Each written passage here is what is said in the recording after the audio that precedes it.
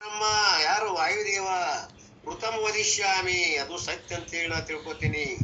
ಸತ್ಯಂ ವದಿಷ್ಯಾಮಿ ತಥಮಾಂ, ನನ್ನನ್ನು ಈ ಎಲ್ಲಾ ದೇವತೆಗಳು ಈ ಮೇಲೆ ಹೇಳ್ತಕ್ಕಂಥ ಇಲ್ಲಿವರೆಗೆ ಏನ್ ನಾವೆಲ್ಲ ಹೇಳ್ಕೊಂತ ಬಂದೀವಿ, ಎಲ್ಲಾ ದೇವತೆಗಳು ನಮಗ್ ಕಲ್ಯಾಣ ಉಂಟು ಮಾಡಲಿ, ಒಳ್ಳೆಯದು ಮಾಡಲಿ. ವಕ್ತಾರಂ ಹೇಳುವವನಂದ್ರ ಆಚಾರ್ಯನನ್ನ, ಇಲ್ಲಿ ಆಚಾರ್ಯನನ್ನು ಕೂಡ ನಮಗೆ ಹೇಳ್ತಕ್ಕಂಥ ಗುರು ರೂಪದ ಪರಮಾತ್ಮನನ್ನು ಕೂಡ ಅವನು ಕೂಡ ಒಳ್ಳೆಯದು ಮಾಡಲಿ, ಅವನಿಗೂ ಸುಖ ಆಗಲಿ ಅನ್ನುವಂಥದ್ದು. ಋತಂ ವದಿಷ್ಯಾಮಿ ಸತ್ಯಂ ವದಿಷ್ಯಾಮಿ ತದ್ಭಕ್ತಾರಂ ಅವತು ಮಾ, ಅಂದ್ರೆ ಭಕ್ತಾರಂ ಅವತು ಅರ್ಥಾತ್ ಆಚಾರ್ಯನನ್ನ ಕಾಪಾಡಲಿ. ಭಕ್ತಾರ ಅಂದ್ರೆ ಆಚಾರ್ಯರು, ಗುರುಗಳು. ಓಂ ಶಾಂತಿ ಶಾಂತಿ. ಅರ್ಥಾತ್ ಏನಾಯ್ತು ಅಂದ್ರೆ ವಿಶ್ವದಲ್ಲಿ ಬರ್ತಕ್ಕಂತ ಈ ಸೃಷ್ಟಿಗೆ ಕಾರಣೀಭೂತರಾದಂತ ದೇವತೆಗಳಾಗಲಿ, ಈ ಯಾವ ನಿಯಾಮಕ ದೇವತೆಗಳಾಗಲಿ, ಬ್ರಹ್ಮ ವಿಷ್ಣು ರುದ್ರ ಹಾಗೂ ಉಳಿದ ಎಲ್ಲಾ ದೇವತೆಗಳು, ಪಂಚ ದೇವತೆಗಳು, ಯಾವ ಆದಿತ್ಯ, ಆಮೇಲೆ ವರುಣ, ಇಂದ್ರ, ಇವರೆಲ್ಲರಿಗೂ ಕೂಡ ಅವರು ನಮ್ಮನ್ನ ಕಾಪಾಡೋದ್ರ ಜೊತೆಗೆ ನಮಗೆ ಯಾವಾಗಲೂ ಸುಖವನ್ನು ಉಂಟು ಮಾಡ್ಲಿ ಅನ್ನುವಂತ ಈ ಮೊದಲೇ ಅನುವಾದದ ಮಂತ್ರ. ಅದನ್ನ ಯಾವ ರೀತಿ ಹೇಳ್ತಾರ ಅನ್ನೋದು ನೋಡು, ಅನುವಾದ ನೋಡು. ಈಗ ಶಬ್ದಶಃ ಅರ್ಥವನ್ನು ನೋಡ್ಕೊಂತ ಬಂದೀವಿ. ಆ ಒಂದು ತೈತ್ತರೀಯ ಉಪನಿಷತ್ತಲ್ಲಿ ಬರ್ತಕ್ಕಂತ ಅನುವಾಕದ ಅರ್ಥ ಏನದ? ಹರಿ ಓಂ. ಒಂದೇದ್ದು, ಆ ಮಿತ್ರನು ಅಂದ್ರೆ ಸ್ನೇಹಿ, ಅವ ನಮಗೆ ಯಾವಾಗಲೂ ಸುಖವನ್ನು ಉಂಟು ಮಾಡಲಿ. ವರ್ಣನು ನಮಗೆ ಸುಖವನ್ನು ಉಂಟು ಮಾಡಲಿ. ಆರ್ಯಮನು ಗುರುಗಳು ನಮಗೆ ಸುಖವನ್ನು ಉಂಟು ಮಾಡಲಿ.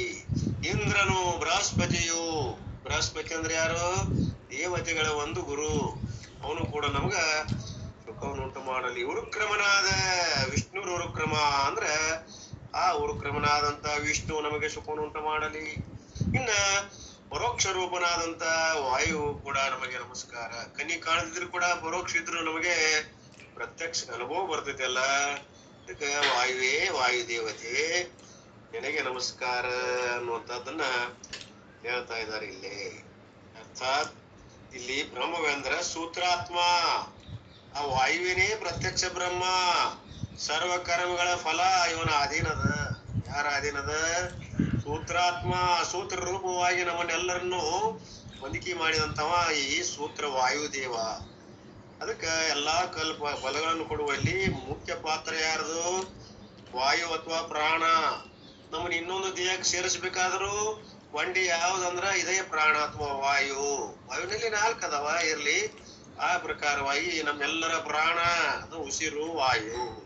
ಜೋಡಿಸುವಂತಹದ್ದು, ಜನ್ಮಾಂತರ ಕೊಯ್ಯುವಂತಹದ್ದು. ಆದ್ರಿಂದ ನೀನೇ ಬ್ರಹ್ಮದೀಪ, ಸೂತ್ರಾತ್ಮದಿ, ಎಲ್ಲರನ್ನು ಉಣಿಸಿದ್ಯಾ.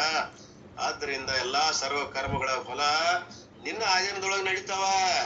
ಆದ್ರಿಂದ ನಿನಗೆ ನಮಸ್ಕಾರ ಅನ್ನುವಂಥದ್ದು ವಾಯುವಿನ ಅಭಿಮಾನ ದೇವತೆ. ಯಾವುದು ಇಲ್ಲಿ ಹೇಳ್ತ, ವಾಯುವಿಗೆ ನಮಸ್ಕಾರ. ಆಮೇಲೆ ನೀನೇ ಪ್ರತ್ಯಕ್ಷ ಬ್ರಹ್ಮ ಅಂತ ತಿಳ್ಕೊಂಡಿವಿ ನಾವು. ನಿನ್ನನ್ನೇ ಪ್ರತ್ಯಕ್ಷ ಬ್ರಹ್ಮ ಎಂದು ಹೇಳುತ್ತೇವೆ, ನಿನ್ನನ್ನೇ ಋತವೆಂದು ಹೇಳುತ್ತೇವೆ. ಋತ ಅಂತ ಯಾಕೆ ಹೇಳ್ತಾ ಇದ್ದೀವಿ? ಅರ್ಥಾತ್ ಶಾಸ್ತ್ರದ ಆದೇಶದಂತೆ ಬುದ್ಧಿಯಲ್ಲಿ ನಿಶ್ಚಿತವಾದ ಅರ್ಥಕ್ಕೆ ಋತ ಅಂತ ಹೇಳ್ತಾರೆ. ಋತ ಅಂದ್ರೆ ಸತ್ಯವಾದಂತಹ ಮಾತು, ತೆಗೆದು ಹಾಕಕ್ ಬರೋದಿಲ್ಲ. ಹೆಂಗ ನೀನು ವಾಯುವನ್ನ ಗುರುತಿಸಿ ನಾ ಬ್ರಹ್ಮನನ್ನ ಅಪರೋಕ್ಷವಾದಂತ ಬ್ರಹ್ಮನನ್ನು ಗುರುತಿಸ್ಲಿಕ್ಕೆ ಸಾಧ್ಯ ಇದೆನೋ, ನೀನು ಉಪಕಾರಿ ಇದೆಯೋ, ಸೂತ್ರಾತ್ಮ ಇದೆಯೋ, ನಿನ್ನ ಒಂದು ಆಧಾರದಿಂದ ಪರಬ್ರಹ್ಮನನ್ನು ಗುರುತಿಸ್ತೀನಿ. ನೀನೇ ಬ್ರಹ್ಮ, ಬೇರೇನು ಅಲ್ಲ. ಅದಕ್ಕೆ ನಿಶ್ಚಿತವಾದಂತದ್ದು ಋತ. ಬುದ್ಧಿಯಲ್ಲಿ ನಾವು ನಿಶ್ಚಿತ ಮಾಡ್ಕೊಂಡೇವಿ, ನೀನೇ ದೇವ. ಅರ್ಥಾತ್ ಪ್ರತ್ಯಕ್ಷವಾದ ಬ್ರಹ್ಮದೇವನೇ ನೀನು. ಈಗ ನಿಶ್ಚಿತವಾದ ಅರ್ಥವನ್ನ ಸೂಚನೆಗೆ ಋತ ಅಂತ. ಆಮೇಲೆ ಅದು ನಿನ್ನನ್ನು ಕಾಪಾಡಲಿ. ಆ ವಾಯು ಆದಂತ ಬ್ರಹ್ಮ ಏನ್ ಮಾಡ್ಬೇಕು? ನಮ್ಮನ್ನ ಅಷ್ಟ ಅಲ್ಲ, ಇಡೀ ಜಗತ್ತಿಗೆ ಪೋಣಿಸಿದಲ್ಲ ಸೂತ್ರಾತ್ಮವಾಗಿ ಹಿರಣ್ಯ ಗರ್ಭ ರೂಪದಿಂದ. ಎಲ್ಲರಿಗೂ ಕ್ಷೇಮವಂಟ ಅಥವಾ ಒಳ್ಳೆಯದನ್ನ ಒಳಿತನ್ನ ಮಾಡಲಿ. ಪ್ರಾಣಕ್ಕೆ ಅದಕ್ಕೆ ನಾವೇನು ಋತ ಅಂತ ಕರೆದೀವಿ. ಇನ್ನು ಮುಂದಿಂದು ಇನ್ನೇ ಸತ್ಯ ಆಯ್ತು. ಅದು ನಮ್ಮನ್ನು ಕಾಪಾಡಲಿ. ನಮ್ಮೆಲ್ಲರನ್ನು ಕಾಪಾಡೋದು ಯಾವುದು? ಅದೇ ಸರ್ವಾತ್ಮಕನಾದ ವಾಯು ಎಂಬ ಬ್ರಹ್ಮ. ಇದು ನಮ್ಮೆಲ್ಲರನ್ನು ಕಾಪಾಡಕತ್ತದ. ಈಗ ಪ್ರೆಸೆಂಟ್ ಅದ ನಮ್ಮಲ್ಲಿ ಆ ಉಸಿರಿದ ಅಂತೇಳಿ ನಾವು ನೀವು ಮಾತಾಡಕತ್ತೀವಿ, ನೀವು ಕೇಳಾಕತ್ತೀರಿ. ಆದ್ದರಿಂದ ಆ ಉಸಿರಿಗೆ ಕಾರಣೀಭೂತವಾದಂತ ಪರಮಾತ್ಮ ಬ್ರಹ್ಮದೇವ ಯಾವಾಗಲೂ ನಮ್ಮನ್ನ ಸಂರಕ್ಷಣೆ ಮಾಡಪ್ಪ. ನೀ ಹೊರಟವಾದ ಅಂದ್ರೆ ನಮ್ದು ಅಸ್ತಿತ್ವ ಇಲ್ಲ. ಆ ರೂಪದಲ್ಲಿ ನೀ ಬ್ರಹ್ಮನೇ ನೀನಾಗಿ ನಮ್ಮಲ್ಲಿ ಬಂದು ಉಸಿರು ರೂಪದಿಂದ ಪ್ರಾಣಕ್ಕೆ ಆಧಾರ ಆಗಿದೆಯಲ್ಲ, ಕಾಪಾಡಕತ್ತಿಯಲ್ಲ, ನಿನಗೆ ನಮಸ್ಕಾರ. ಆಚಾರ್ಯನು ಅದರಂತೆ ಎಲ್ಲರಿಗೂ ಉಸಿರಾಗಿರುವಂತ ಆಚಾರ್ಯನನ್ನು ಕಾಪಾಡಲಿ. ಹೀಗೆ ಆಧ್ಯಾತ್ಮಿಕ 13ನೇದ್ದು ಯಾವುದು ಇಲ್ಲಿ ಕೊನೆಯದ್ದು ಆಚಾರ್ಯನಿಗೆ ವಿಷ್ಣು ಅಥವಾ ಆಚಾರ್ಯನಿಗೂ ಕೂಡ ಕೊನೆಯದಾಗಿ ನಮಸ್ಕಾರವನ್ನ ಹೇಳಿದ್ದಾರೆ. ಅರ್ಥಾತ್ ಆಧ್ಯಾತ್ಮಿಕ, ಆದಿಭೌತಿಕ, ಆದಿದೈವಿಕ ಎಂಬ 3 ವಿಘ್ನಗಳು ನಾಶ ಆಗಲೇಬೇಕು ಅನ್ನುವಂತ 3 ಸಲ ಶಾಂತಿ ಶಬ್ದ ಹೇಳಿ. ಓಂ ಶಾಂತಿ ಶಾಂತಿ ಶಾಂತಿ ಒಮ್ಮೆ ಹೇಳಿದ್ರಾಕಿತ್ತಲ್ಲ, 3 ಸಲ ಇಲ್ಲಿ ಪ್ರೊನೌನ್ಸ್ ಮಾಡ್ಯಾರ ಅಂದ್ರ ಇದ್ರ ಅರ್ಥ ಏನು? ಒಂದೇದ್ದು ಆಧ್ಯಾತ್ಮಿಕವಾಗಿ ನಮಗೆ ನೆಮ್ಮದಿ ಬೇಕು. ಯಾಕ? ಶರೀರಧಾರಿಗಳಾಗಿ ನಾವು ಬಂದೀವಿ. ಶರೀರ ಪೋಷಣ ಆದ್ರ ಮುಂದಿನ ಕೆಲಸ. ಶರೀರದ ಒಂದು ಸೌಖ್ಯ ನಮ್ಮಲ್ಲಿ ಇತ್ತು, ಮನಸ್ಸು ಆರೋಗ್ಯ ಇರ್ತದ. Sound body in sound mind in sound body.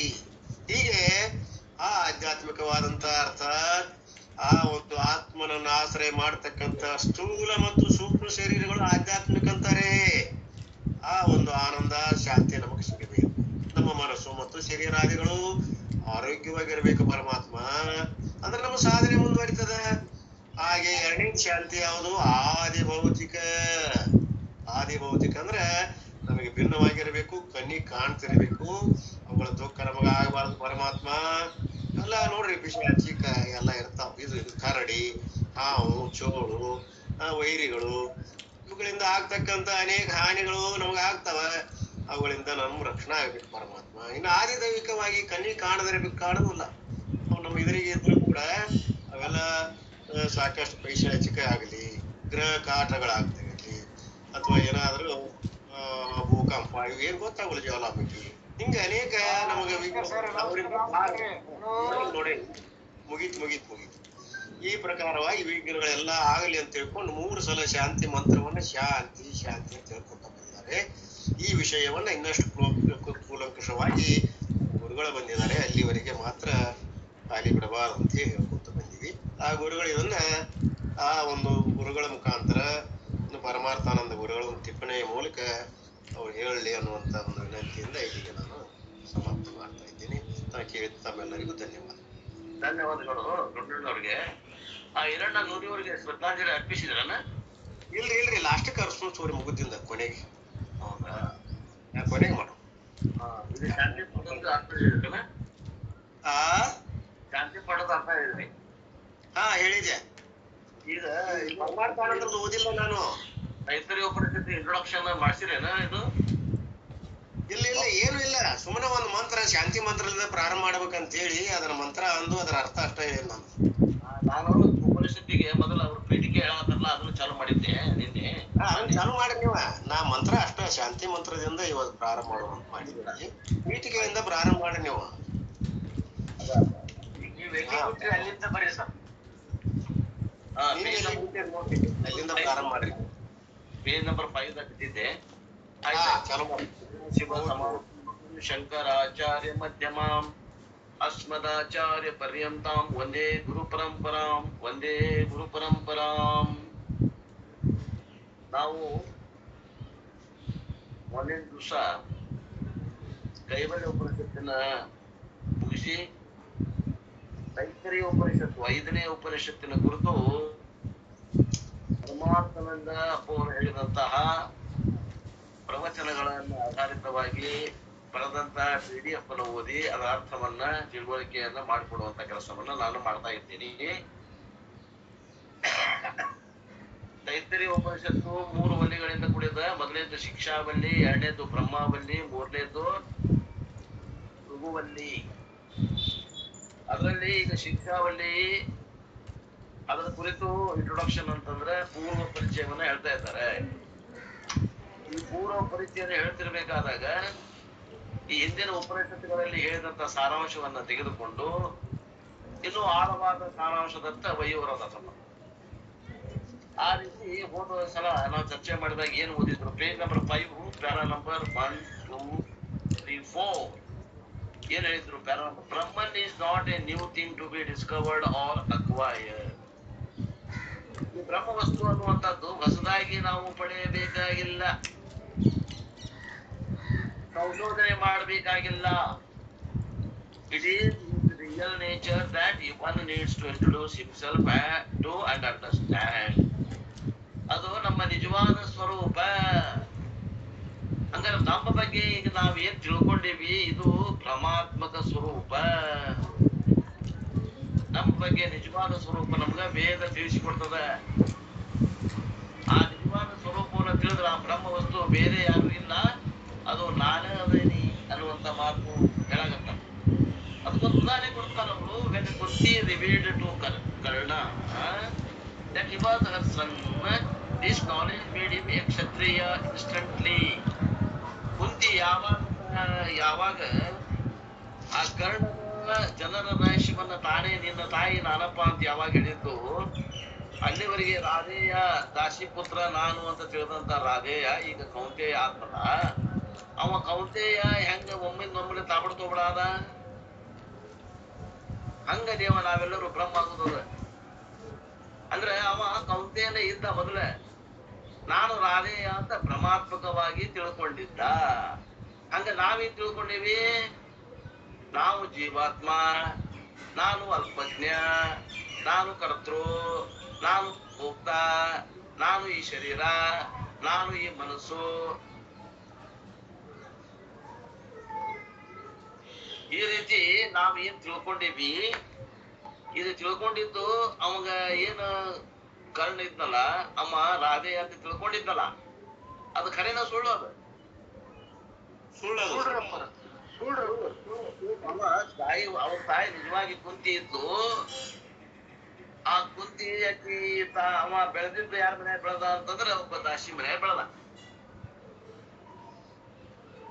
ನಮ್ಮವ್ವ ಅದು ತಿಳ್ಕೊಂಡ್ಬಿಟ್ಟಮ್ಮ, ದಾಸಿನ ಸಾಕ್ಯಾಳನ್ನ, ನಾನು ದಾಸಿ ಮಗ, ನಾನು ರಾಧೆ, ಯಾಕೆ ಹೆಸರು ರಾಧಾ ಇತ್ತು, ರಾಧೇಯ ಅಂತ ತಿಳ್ಕೊಂಡ್ಬಿಟ್ಟ. ನಿಜವಾಗಿ ಕುಂತಿ ಮಗ ಇದ್ದು ರಾಧೇಯ ಅಂತ ತಿಳ್ಕೊಂಡಿದ್ದಾವ. ಹಂಗ ನಾವು ಬ್ರಹ್ಮನ ಮಕ್ಕಳಿದ್ದು ನಾವು ಜೀವಾತ್ಮ, ಅಲ್ಪಜ್ಞ, ಶರೀರ, ಮನಸ್ಸು ಅಂತ ತಿಳ್ಕೊಂಡೇವಿ. ಈಗ ಭ್ರಾಂತಿ ಆಗೈತಿ. ಅವನ ತಾಯಿಯಾದಂತಹ ಕುಂತಿ ನಾನಪ್ಪ ನಿಮ್ಮವ್ವ ಅಂತ ಹೆಂಗ್ ಹೇಳಿದ್ಲು, ಹಂಗ ನಮ್ಮೆಲ್ಲರ ತಾಯಿಯಾದಂತಹ ವೇದ ಮಾತೆ ಹೇಳ್ತಾಳೆ, ನೀ ನನ್ನ ಮಗ ಅದೀಯೋ, ನೀ ಬ್ರಹ್ಮದಿ ಅಂತ ಹೇಳ್ತಾಳೆ. ಅವಾಗ ಅದು ಯಥಾರ್ಥವಾಗಿ ಅವಾಗ ಹೆಂಗ ಆತು, ಇನ್ಸ್ಟೆಂಟ್ಲಿ ತಾಬ್ಬಿಡ, ಏನು ಕರ್ಮ ಬೇಕಾಗಿಲ್ಲ ಅಂತ ಅರ್ಥಲ್ಲ. ಇನ್ಸ್ಟೆಂಟ್ಲಿ ಅಂದ್ರೆ ಏನು? ಯಾವ ಕರ್ಮ ಉಪಾಸನೆಗಳಿಲ್ಲದನ ಅವಾಗ ಹೆಂಗ ಜ್ಞಾನ, ಕೌಂತೆಯ ಅನ್ನುವಂತ ಜ್ಞಾನ ಆಯ್ತು. ಹಂಗ ಈಗ ಇಲ್ಲಿ ಶಾಸ್ತ್ರ ಶ್ರವಣ ಮಾಡೋರಿಗೆ ನಾನು ಬ್ರಹ್ಮನೇ ಇದ್ದೇನೆ ಅನ್ನುವಂತ ಜ್ಞಾನ ಆಗ್ತದ. ಆಗದೆ ಇದ್ದವ್ರಿಗೆ, ಆದವ್ರಿಗಂತೂ ಸೈ. ಇದಕ್ಕ ನಾವು ಹೋರಾಟ ನಡೆಸೀವಿ. ಇಷ್ಟೆಲ್ಲ ರಾಧೆ ಕೌಂತೆ ಹೆಂಗಾದ್ನು ಹಂಗ ಜೀವಾತ್ಮ ಪರಮಾತ್ಮ ಆಗ್ಬೇಕಾಗ್ಯದ. ಇಲ್ಲೇ ಬೇರೆ ಏನು ಇಲ್ಲ. ಆತ್ಮೀಯರೇ ತಿಳ್ಕೊಳ್ರಿ, ಯಾವ ಕರ್ಮ ಬೇಕಾಗಿಲ್ಲ, ಯಾವ ಉಪಾಸನೆ ಬೇಕಾಗಿಲ್ಲ, ಯಾವ ಯಾಗ ಬೇಕಾಗಿಲ್ಲ, ಯಾವ ಯಜ್ಞ ಬೇಕಾಗಿಲ್ಲ, ಯಾವ ಆಸನ ಏನ ಶೀರ್ಷಾಸನ, ಪದ್ಮಾಸನ, ಜಂತ್ರ ಮಂತ್ರದ ಎಲಗಾಟ್ ಬಡಿಯೋದು ಏನೂ ಬೇಕಾಗಿಲ್ಲ.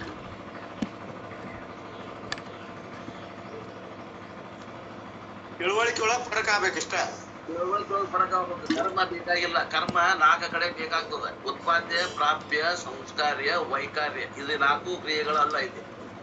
ಇದು ಬ್ರಹ್ಮ ಉತ್ಪಾದ್ಯನೂ ಅಲ್ಲ, ಕೊಡದಂತೆ ಉತ್ಪಾದ್ಯನೂ ಅಲ್ಲ. ಏನ್ರಿ? ಒಂದು ಊರು ಹೋಗಿ ಮುಟ್ಟುವಂಗ ಪ್ರಯಾಣ ಮಾಡಿ ಮುಟ್ಟಬೇಕಾಗೈತೇನು? ಹೋಗಿ ಇಲ್ರಿ ನಾವು ಭೂಲೋಕದಾಗ ಅದೇವಿ, ಪರಮಾತ್ಮ ಇದ್ರಾಗ ವೈಕುಂಠದಾಗ ಅದಾನ, ಅಲ್ಲಿ ಹೋಗಿ ಪ್ರಯಾಣ ಮಾಡಿ ಮುಟ್ಟಬೇಕಾಗೈತಿ ಅಂತೀರೇನು? ಅದು ಇಲ್ಲ. ನೀವು ಹೋಗಕ್ಕಿಂತ ಮೊದಲೇ ಐತದು. ಎಲ್ಲಾ ಕಡೆ ಐತದೆ. ಮೊದಲೇ ಐತನಕ್ಕೆ ಎಲ್ಲಾ ಕಡೆ ವ್ಯಾಪಕವಾಗಿ ಐತೆ.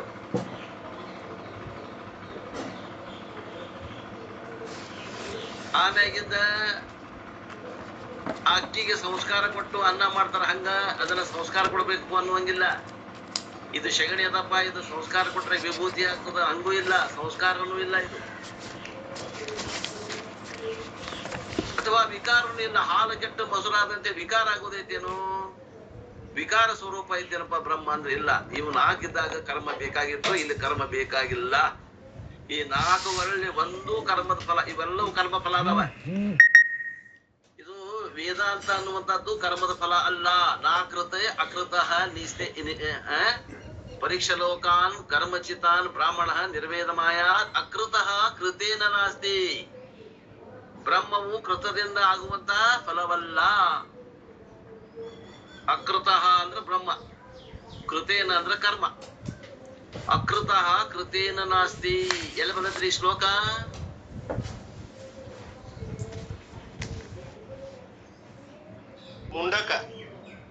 ಮುಂಡಕ ಉಪನಿಷತ್ ಒಬ್ಬರ ಹೇಳಿದ್ರು ನೋಡ್ರಿ. ಇವೆಲ್ಲ ನೀವು ಹಿಂದಿನ ಶ್ಲೋಕಗಳನ್ನ ಕಂಠಪಾಠ ಮಾಡಿದ್ರೆ ಗೊತ್ತಾಗ್ತಾವ. ಇಲ್ಲಾಂದ್ರೆ ಪುಡ್ಚ ಪಾಠ ಮಗ ಸಪಾಟ್. ಇಷ್ಟ ಆಗುದೈತ್ ನೋಡ್ರಿ ಜೀವನದಾಗ. ನಾವೇನು ವೇದಾಂತ ಅಭ್ಯಾಸ ಮಾಡಕತ್ತೀವಿ, ನಮ್ದು ಏನದ ಅಂದ್ರ ಆ ರಾಧೆ ಕೌಂತೆ ಅನ್ನುವಂತ ಜ್ಞಾನ ಹೆಂಗಾತು ಹಂಗ ನಮಗ ಜೀವಾತ್ಮ ಅಂತ ತಿಳಿದೇವಿ. ನಾ ಹುಟ್ಟಾವ, ನಾ ಸಾಯವ, ನಾ ಅಲ್ಪ ಕರ್ತೃಮಾನ ಏನೇನೋ ನಮ್ ಬಗ್ಗೆ ನಾವು ತಿಳ್ಕೊಳ್ಳಿ. ನಾ ಶರೀರ, ನಾ ಮನಸ್ಸು, ನಾ ಅಂತ ಜಾತಿ ಅವ, ನಾ ಗಟ್, ನಾ ಗಿಡ್ಡ, ನಾ ಉದ್ದ, ನಾ ಕಪ್ಪ, ನಾ ಬೆಳ್ಳ ಕೆಂಪ, ನಾ ಆ ಜಾತಿ ಅವ, ನಾ ಈ ಜಾತಿ ಅವ, ನಾ ಶ್ರೇಷ್ಠ ಜಾತಿ ಅವ, ನಾ ಕನಿಷ್ಠ ಜಾತಿ ಅವ, ಏನೋ ತಿಳ್ಕೊಳ್ಳಿ. ಎಲ್ಲ ಭ್ರಮ ಅಂತದ ಶಾಸ್ತ್ರ. ಇವರು ಸ್ತ್ರೀ, ನಾ ಪುರುಷ, ಸ್ತ್ರೀ ಪುರುಷ.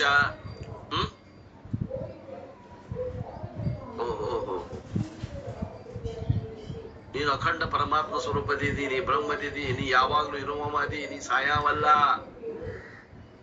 ನೀ ಅರುವದಿದಿ, ನೀ ಜಡ ಅಲ್ಲ, ನೀ ಪರಿಪೂರ್ಣದಿದಿ, ಪರಿಚ್ಛಿನ್ನ ಅಲ್ಲ, ನೀ ಯಾವಾಗ್ಲೂ ಇರಾವದಿದಿ. ಕಾಲಘಟ್ಟದಲ್ಲಿ ನಿನ್ನಲ್ಲಿ ಕಲ್ಪಿತದಾವ, ನೀ ಏನ್ ತಿಳ್ಕೊಂಡಿ? ಕಾಲದಲ್ಲಿ ಹುಟ್ಟಿ ಕಾಲದಲ್ಲಿ ನಾ ಸಾಯಾವ ಅಂತ ತಿಳ್ಕೊಂಡಿದ್ದಿ.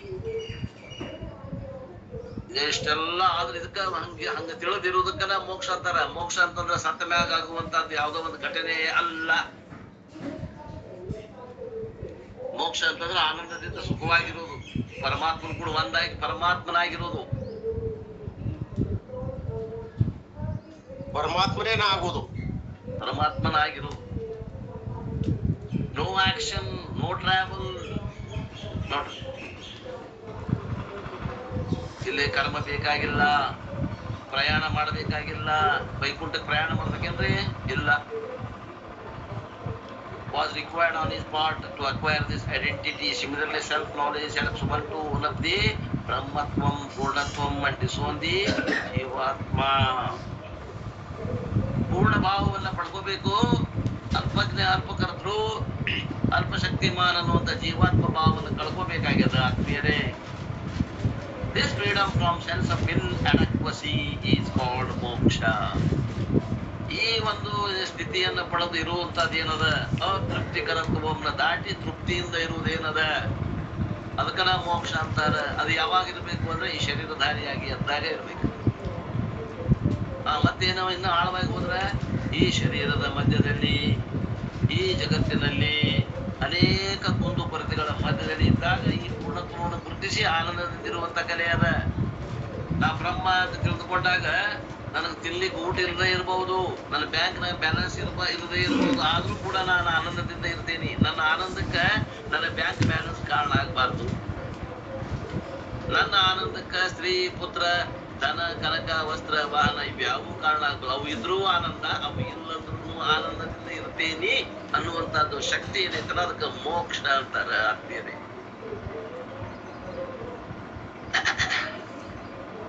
ಕೈ ತುಂಬ ಹಣ, ಬ್ಯಾಂಕಿನ ತುಂಬ ಬ್ಯಾಲೆನ್ಸು, ಸ್ತ್ರೀ, ಪುತ್ರ, ಧನ, ಕನಕ, ವಸ್ತ್ರ, ವಾಹನ, ಹೊಲ, ಮನಿ, ಅಂತಸ್ತು, ಐಶ್ವರ್ಯ, ಹಾರ, ಮಾನ, ಮರ್ಯಾದೆ, ತುರಾಯಿ ಎಲ್ಲ ಇದ್ದು ಆಮ್ಯಾಗ ನೀ ಬ್ರಹ್ಮದಿ ಅಂತ ತಿಳ್ಕೊಳ್ಳೋದಲ್ಲ. ಅವು ಯಾವ ಇಲ್ಲದೆ ಇದ್ದಾಗ ನೀ ಬ್ರಹ್ಮ ಅಂತ ತಿಳ್ಕೊಂಡು ಪೂರ್ಣ ಆಗಿರೋದು ಏನ್ರಿ? ಸನ್ಯಾಸಿಗಳಿಗೆ ಏನು ಬ್ಯಾಂಕ್ ಬ್ಯಾಲೆನ್ಸ್ ಇರ್ತದೇನೋ? ಸಂಬಂಧಿಕರು ಇರ್ತಾರೇನು? ಹೆಂಡತಿ ಇರ್ತಾಳೇನು?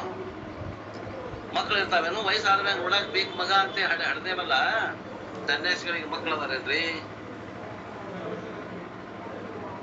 ಪ್ರಾರಬ್ಧ ಅಂತ ನಮ್ಮ ಶರೀರಕ್ಕೆ ಅದು ಕಟ್ಕೊಂಡ ಬಂದದ. ಯಾರು ಇರ್ತಾರ ಅವ್ರು ಮಾಡಿ ಮುಗಿಸ್ತಾರ. ಯಾರಿರ್ತಾರ ಅವ್ರು ಮಾಡಿ ಮುಗಿಸ್ತಾರ. ಅಲ್ರಿ ಹೆಣ ಹೊರಗಲ್ಲ ಬಂದ್ ಬೇಕು ಅಂತ ನೀವು ಹೆಣ ನೀ ಏನ ಅದ್ರ ಬಗ್ಗೆ ಯಾಕೆ ಕಾಳಜಿ? ಪ್ರಾರಬ್ಧ ಅದು ಕಳ್ಕೊಂಡ್ ಬಂದೈತಿ, ಅದು ಪ್ರಾರಬ್ಧ ಹೆಂಗೈತಿ ಹಂಗ ಆಗ್ತದ. ಸತ್ತ ಮ್ಯಾಗ ಮಂದಿ ಕೂಡ್ಬೇಕ್ರಿ, 1,000 ಮಂದಿ ಕೂಡಿದ್ರ ಅಷ್ಟ ಚಲೋ ನೋಡ್ರಿ. ಅದ್ ಯಾಕೆ ನಿನಗ ಅದ್ರ ಬಗ್ಗೆ ಆಸಕ್ತಿ ಯಾಕಪ್ಪ? ನಮ್ಗೆ ಸ್ವರ್ಗಕ್ಕೆ ಕಳಿಸ್ತಾರೆ ಅವ್ರೆಲ್ಲಾರು ಕೂಡಿ.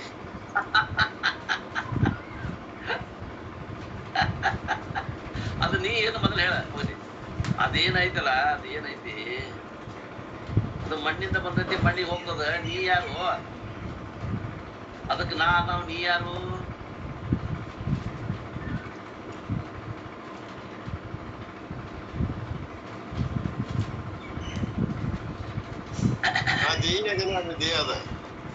ಅದ ಬೇರೆ ಇದೀವೋ ಅದ ಇದೀವೋ? ಬೇರೆ ಬೇರೆ ಅದ. ಬೇರೆ ಇದ್ರೆ ಅದ್ರ ಬಗ್ಗೆ ಚಿಂತೆ ಯಾಕೆ ಮಾಡಾಕತ್ತಿ? ನಿನ್ ಚಿಂತೆ ನೀ ಮಾಡ್ದಲ್ಲ. ಭ್ರಾಂತಿ ಆಗೈತಿ, ಏನ್ ಮಾಡುದ್ರಿ? ಜನ್ಮಾಂತರದ ಬಂತ ಭ್ರಾಂತಿ ಕಳ್ಕೊ. ಭ್ರಾಂತಿ ಆಗೈತೆ ಅಂತ ಒಪ್ಕೊಂಡಿ ಅಂತ ಭ್ರಾಂತಿ ಕಳ್ಕೊಳಕ್ ಬರ್ತದ. ಭ್ರಾಂತಿನ ಆಗಿಲ್ಲ ಅಂತ ಆಗಿದ್ದ ಗೊತ್ತಿಲ್ಲ ಅಂದ್ರೆ ನೀ ಏನ್ ಕಳ್ಕೊಳವ? ಇದು ಏನಿಲ್ರಿ, ಶಿವಾಯನ್ಮ ಅನ್ನೋದ್ರಿ. ಈಗ ದವಾಖಾನಿಗೆ ಹೋಗ್ತೀವಿ, ಡಾಕ್ಟರ್ ನೋಡ್ತಾನ, ಏನಾಗೈತಿ ಮಗ? ಓಹೋ, ಪರೀಕ್ಷೆ ಮಾಡಪ್ಪ, ರಕ್ತದಾಗ ಟೈಫಾಯ್ಡ್ ಜ್ವರ ಅದಾವ, ಟೈಫಾಯ್ಡ್ ರೋಗಾಣ ಅದಾವ, ಟೈಫಾಯ್ಡ್ಗೆ ಗುಳಿಗೆ ಕೊಡ್ತಾನ. ಅವ ರೋಗ ಕಂಡು ಹಿಡಿದು ಔಷಧ ಕೊಡ್ತಾನ. ನೀ ರೋಗ ಕಂಡು ಹಿಡಿದಿ ಏನು? ಈ ಹುಟ್ಟುದು, ಸಾಯುದು, ಹಸಿವಾಗುದು, ದೃಶ್ಯ ಆಗುದು ಎಲ್ಲ ರೋಗ ಇವು. ಮತ್ತೆ ಈ ರೋಗ ಯಾಕೆ ಬಂದೈತಿ ಅನ್ನೋದು ನಿನಗೆ ರೋಗ ಅನ್ನೋದ್ರ ಗೊತ್ತೈತೆ ಮೊದಲ ಅನ್ನೋದ್ರ ಹೇಳು. ಆ ರೋಗ ಅನ್ನೋದ ಗೊತ್ತಾಗಿಲ್ಲ, ಅಲ್ಲಿ ಹುಟ್ಟುದು, ಸಾಯುವುದು, ಮತ್ತೆ ಹಂಗೆ ಇರುವುದಲ್ರಿ ಅಂತ. ಮನುಷ್ಯಾಗ ಬರೋದ ಏನ್ ಮರಕ್ ಬರ್ತೈತೇನ್ರಿ ಮರಣ ಅಂತ. ಆ ರೋಗ ಅನ್ನೋದ ಗೊತ್ತಾಗಿಲ್ಲ. ರೋಗ ಅಂದ್ಮ್ಯಾಗ ಕಳ್ಕೊಳಕ್ ಬರ್ತೈತೇನೋ ವಿಚಾರ ಮಾಡ್ಬೇಕು. ಇದಕ್ಕೆ ಡಾಕ್ಟರ್ ಯಾರಪ್ಪ? ಶ್ರೋತ್ರಿಯ ಬ್ರಹ್ಮನಿಷ್ಠ ಗುರು ವೈದ್ಯ. ಇದಕ್ಕ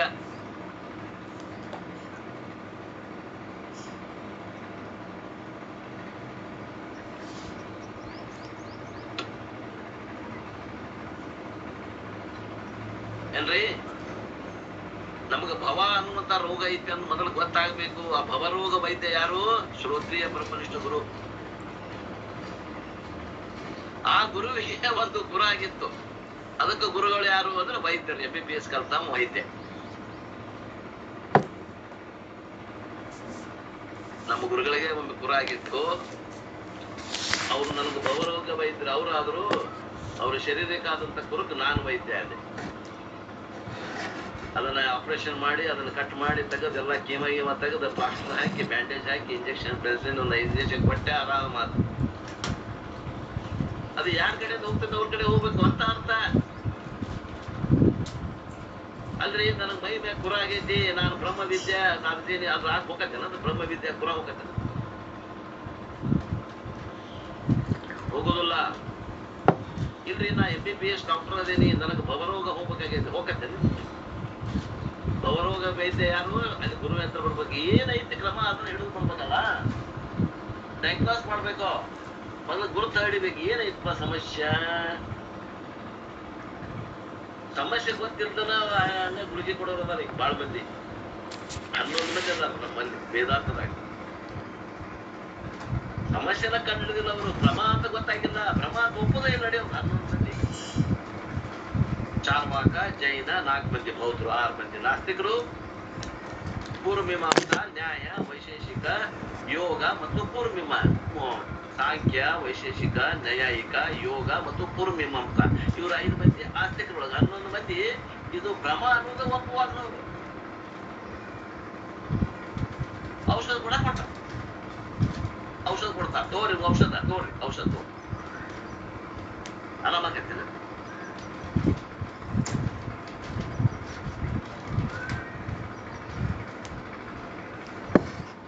ಒಬ್ಬವಂತನ ಆಕಾಶ ಗಮನವೇ ಮೋಕ್ಷ, ಒಬ್ಬವಂತನ ಎಲ್ಲ ಶೂನ್ಯ ಶೂನ್ಯ ಶೂನ್ಯ.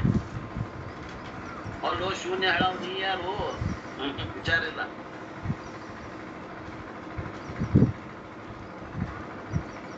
ಒಬ್ಬವ ಏನಂತಾನ? ಪ್ರಕೃತಿ ಮತ್ತು ಪುರುಷ. ಒಬ್ಬ ಏನಂತಾನ ಪ್ರಕೃತಿ ಪುರುಷನಲ್ಲಿ ವಿಶಿಷ್ಟವಾಗಿದೆ ಅಂತಾನ. ಏನೇನು ಹೇಳ್ತಾರ. ಯಾಕ ಡಯಾಗ್ನೋಸಿಂಗ್ ಇಲ್ಲ, ರೋಗದ ಪತ್ತೆ ಹಚ್ಚಿಲ್ಲ, ನಿಜವಾದ ವೈದ್ಯಕೀಯ ಅಭ್ಯಾಸ ಮಾಡಿದವರಲ್ಲ. RMP ಡಾಕ್ಟರ್ ಇದ್ದಂಗ ಅವರೆಲ್ಲ. ಈ ಹುಚ್ಚಿಡ್ದಿರತ್ತ ಮೆಂಟಲ್ ಡಿಸೀಸಸ್ ಇದ್ರೆ MBBS ಹತ್ರ ಹೋದ್ರೆ ಏನ್ ಮಾಡ್ತಾರೆ? ಏನ್ ಮಾಡ್ತಾರ ನಾವಾಗ ಸೈಕಿಯಾಟ್ರಿಸ್ಟ್ಗಳು ಹೋಗ್ಬೇಕು. ಹುಚ್ಚಿದ್ದವಂಗ MBBS ಮಾಡಕ್ ಬರಂಗಿಲ್ಲ. ಅವ MBBS ನಾವ ಬರೀ ಜನರಲ್ ಫಿಸಿಷಿಯನ್ ಅವ. ಯಾವ ರೋಗದ ಯಾವ ಅದಕ್ಕೆ ಡಯಾಗ್ನೋಸ್ ಮಾಡ್ತಾರ ಅವನ ಕಡೆ ಹೋಗಿ ಚಿಕಿತ್ಸೆಯನ್ನು ಕೊಟ್ರ ಅದು ಆರಾಮಾದಿತ್ತು. ಕ್ರಮ ಅಂತ ಒಪ್ಪೋದಿಲ್ರಿ. ನೀವು ಬ್ರಹ್ಮಸೂತ್ರದಾಗ ಬರ್ರಿ, ಹಿಂಗ್ ವಾದಿಸ್ತಾರ ಅವರು. ಅವ್ರ ವಾದ ಕೇಳೋ ಮುಂದೆ ಅವ್ರದ ಕರೆ ಅನಿಸ್ತದ.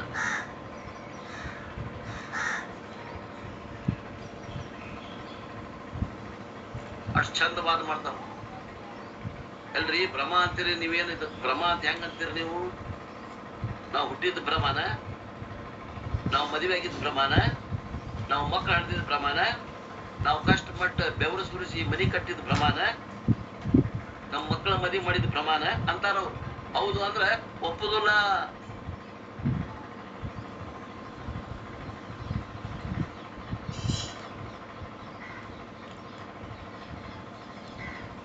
ಮತ್ತ ಎಲ್ಲರೂ 11 ಮಂದಿ ಕೂಡಿ ಅಟ್ಯಾಕ್ ಮಾಡ್ತಾರ ವೇದಾಂತಿ ಮೇಲೆ. ಇವಾಗ ಭ್ರಮ ಅನ್ನಗತ್ತಾನ, ಇವ್ ಭ್ರಮ ಅಂತ ಒಪ್ಪದ ಬೇಡ. ನಾವು ಬೇಕಾದ್ ಹೇಳ ಒಪ್ಪದ ಬೇಡ ಅಂತ ಗಟ್ಟಿ ಹಾಕ್ಬಿಟ್ಟಿರ್ತಾರ್ರಿ ಲಾಸ್ಟ್ಗೆ ಇದು ಭ್ರಮ ಅಂತ ನಾವು ಒಪ್ಪೋದಿಲ್ಲ ಅಂತಂದಾಗ ಅವನ ಜಬರ್ದಸ್ತಿಯಿಂದ ಅವನ ಒಪ್ಪಿರ್ಬೇಕು. ಹಂಗ ಮಾಡ್ತಾರೆ ವೇದಾಂತಿಗಳು. ಅಲ್ಲಿ ಬಹಳ ಚಕಮಕಿ ನಡೀತದ. ಸೂಕ್ಷ್ಮ ಬುದ್ಧಿ ಇದ್ದವ್ರಿಗೆ ಆ ಚಕಮಕಿ ಅರ್ಥ ಆಗ್ತದ. ಬ್ರಹ್ಮಸೂತ್ರ ಕ್ರಾಸ್ ಮೈಂಡೆಡ್ ಇದ್ದವ್ರಿಗೆ ಏನ್ಮಾ ಇದು ಕಿಟಕಿಟಿ ಏನೇನೋ ಹೇಳ್ತಾರ, ನಮ್ಗೇನ್ ತಿಳಿಯಬಾರ್ದು, ತಲೆ ಮ್ಯಾಗ ಹಾಸಿ ಹೋಗ್ತದ. ಬ್ರಹ್ಮಸೂತ್ರ ತಲೆ ಮ್ಯಾಗ ಹಾಸಿ ಹೋಗ್ತದ. ಒಳಗ್ ಪ್ರವೇಶ ಆಗುದಿಲ್ಲ, ಅಂತ ಕಳ್ಳಕ್ ಬಿಟ್ಟುದಿಲ್ಲ. ಹೋಗಿ ಏನೋ ಬ್ಯಾರೆ ಬೇರೆ ಹೇಳಾಕತ್ತಾರ ಬಿಡಪ್ಪ ಅನಿಸ್ಬಿಡ್ತದ. ನಮ್ಮಂತವ್ರಿಗೆ ಅಲ್ಲಿ ಬಿಡ್ರಿ, ಇದು ಬ್ರಹ್ಮಸೂತ್ರ ಅನಿಸ್ತದ. ತಿಳಿದವ್ರಿಗೆ ಆನಂದ ಆಗ್ತದ, ಗಟ್ಟಿ ಆಗ್ತದ.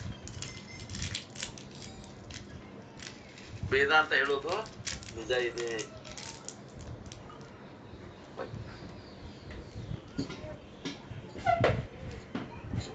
Can do it. Can do it, no? You have to wait for that. You haven't? Bill. So you pay now? How? You ask your mommy. I don't know.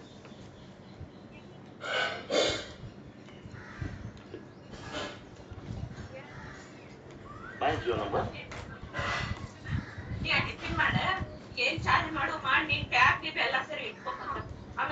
You ask your ಚಿಕ್ಕಮ್ಮ. ತೃಪ್ತಿಕರತ್ವ ಇದು ಮೋಕ್ಷ. ಮೋಕ್ಷ ಅಂದ್ರೆ ಏನ್ ತಿಳ್ಕೊಡ್ರಿ? ಸತ್ಮೆ ಆಗುವಂತ ಒಂದು ಘಟನೆ ಏನದು ಅಲ್ಲ. ಜೀವಂತವಾಗಿ ಇರಬೇಕು, ಸಮಸ್ಯೆಗಳ ಮಧ್ಯದಲ್ಲಿ ಇರಬೇಕು. ಮಗಳ ಮದುವೆ ಮಾಡ್ತೇನಂದ್ರೆ ರೊಕ್ಕ ಇರಬಾರ್ದು ಏನ್ರಿ. ದವಾಖಾನಿಗೆ ಹೋದ್ರ ರೋಗ ಗುಣ ಆಗ್ಬಾರ್ದು. ಅಂತ ಪರಿಸ್ಥಿತಿ ಒಳಗೆ ನಾ ಬ್ರಹ್ಮ ಅನ್ಬೇಕಂತ. ಕೈ ಇಟ್ಟಲ್ಲಿ ಫಲ ಬಂದಿರಬಾರ್ದು, ಗೊಬ್ಬರನ ಬಂದಿರ್ಬೇಕು. ಅಂತ ಹೊತ್ನಾಗ ನಾ ಬ್ರಹ್ಮ ಅಂತ ತಿಳ್ಕೊಂಡಿರುವುದದ. ತಿಳ್ಕೊಡ್ರಿ. ಬ್ಯಾಂಕ್ ಬ್ಯಾಲೆನ್ಸ್ ಇಲ್ದನ ನಾನು ಸ್ವತಂತ್ರ ಅದೇನಿ ಅಂತ ತಿಳ್ಕೊಬೇಕು.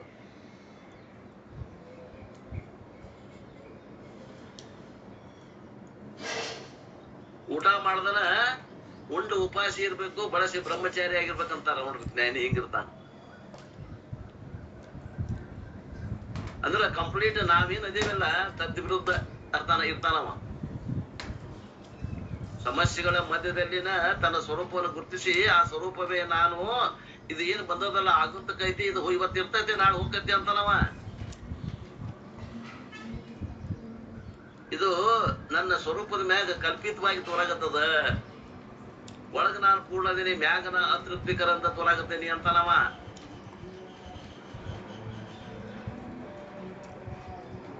ಇಷ್ಟು ಗಟ್ಟಿ ಆಗ್ಬೇಕಾಗೈತ್ ನಮ್ ಜ್ಞಾನ.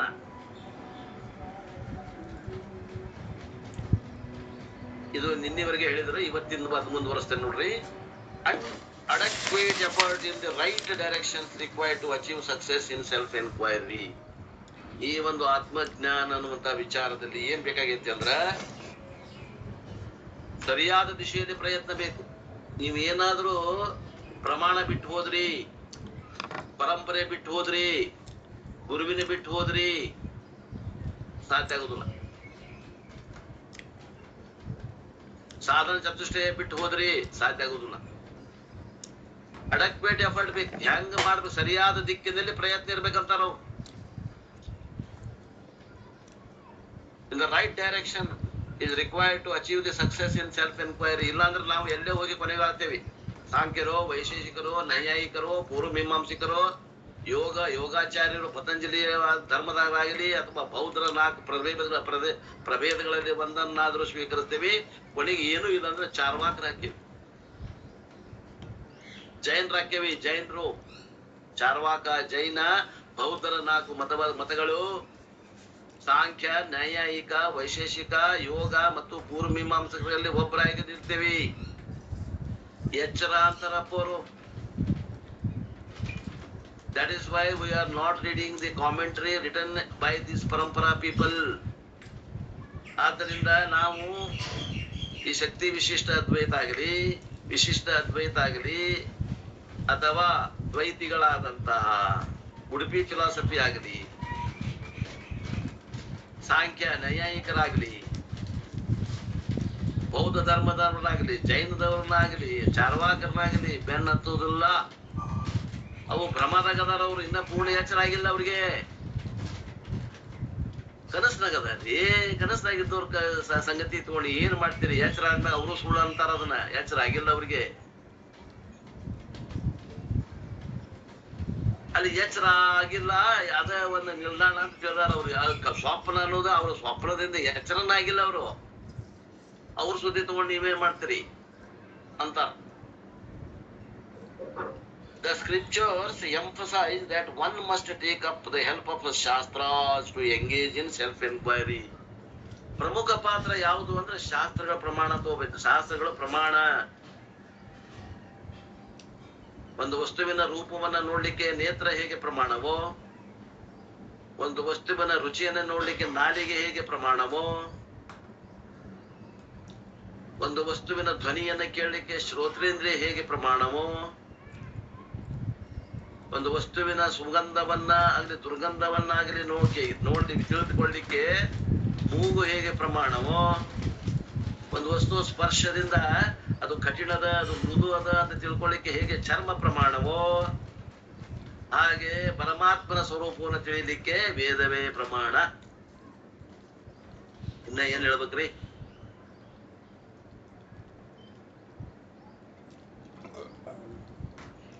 ಪರಮಾತ್ಮ ತಿಳಿಯಾಕ ನಾನು ಕಣ್ಣು, ಮೂಗು, ನಾಲಿಗೆ, ಚರ್ಮ ಮತ್ತೆ ಕಿವಿ ಬಳಸ್ತೇನ್ರಿ. ಆಗುವುದಿಲ್ಲ ತಮ್ಮ. ಕಣ್ಣಿಗೆ ಕಾಣುದಿಲ್ಲ ದೇವ್ರು, ಕಿವಿಗೆ ಕೇಳುವುದಿಲ್ಲ ದೇವ್ರು, ನಾಲಿಗೆಗೆ ರುಚಿಸುವುದಿಲ್ಲ ದೇವ್ರು, ಚರ್ಮಕ್ಕ ಸ್ಪರ್ಶ ಜ್ಞಾನ ದೇವ್ರದ್ದು ಆಗುವುದಿಲ್ಲ, ಮೂಗಿಗೆ ದೇವ್ರದ್ದು ಗ್ರಹಣ ಏನದ ವಾಸನೆ ಬಡಿಯುವುದಿಲ್ಲ. ಪರಮಾತ್ಮ ಸ್ವರೂಪ ಹೆಂಗದ? ಅಶಬ್ದಂ, ಅರೂಪಂ, ಅರಸಂ, ಅಗಂಧಂ. ಪರಮಾತ್ಮ ಸ್ವರೂಪ ಈ 5 ಜ್ಞಾನೇಂದ್ರಿಯಗಳಿಗೆ ನಿಲುಕದಂತ ಸ್ವರೂಪದ. ನಿಲುಕುವುದಿಲ್ಲ ಅಂದ್ರೆ ಇಲ್ಲ ಅಂತಲ್ಲ. ಇನ್ನ ಏನ್ ಹೇಳ್ಬೇಕ್ರಿ? ಇನ್ನ ಏನ್ ಉಳಿತೇನೆ ಹೇಳುವುದು ಅನಿಸ್ತದಲ್ಲ.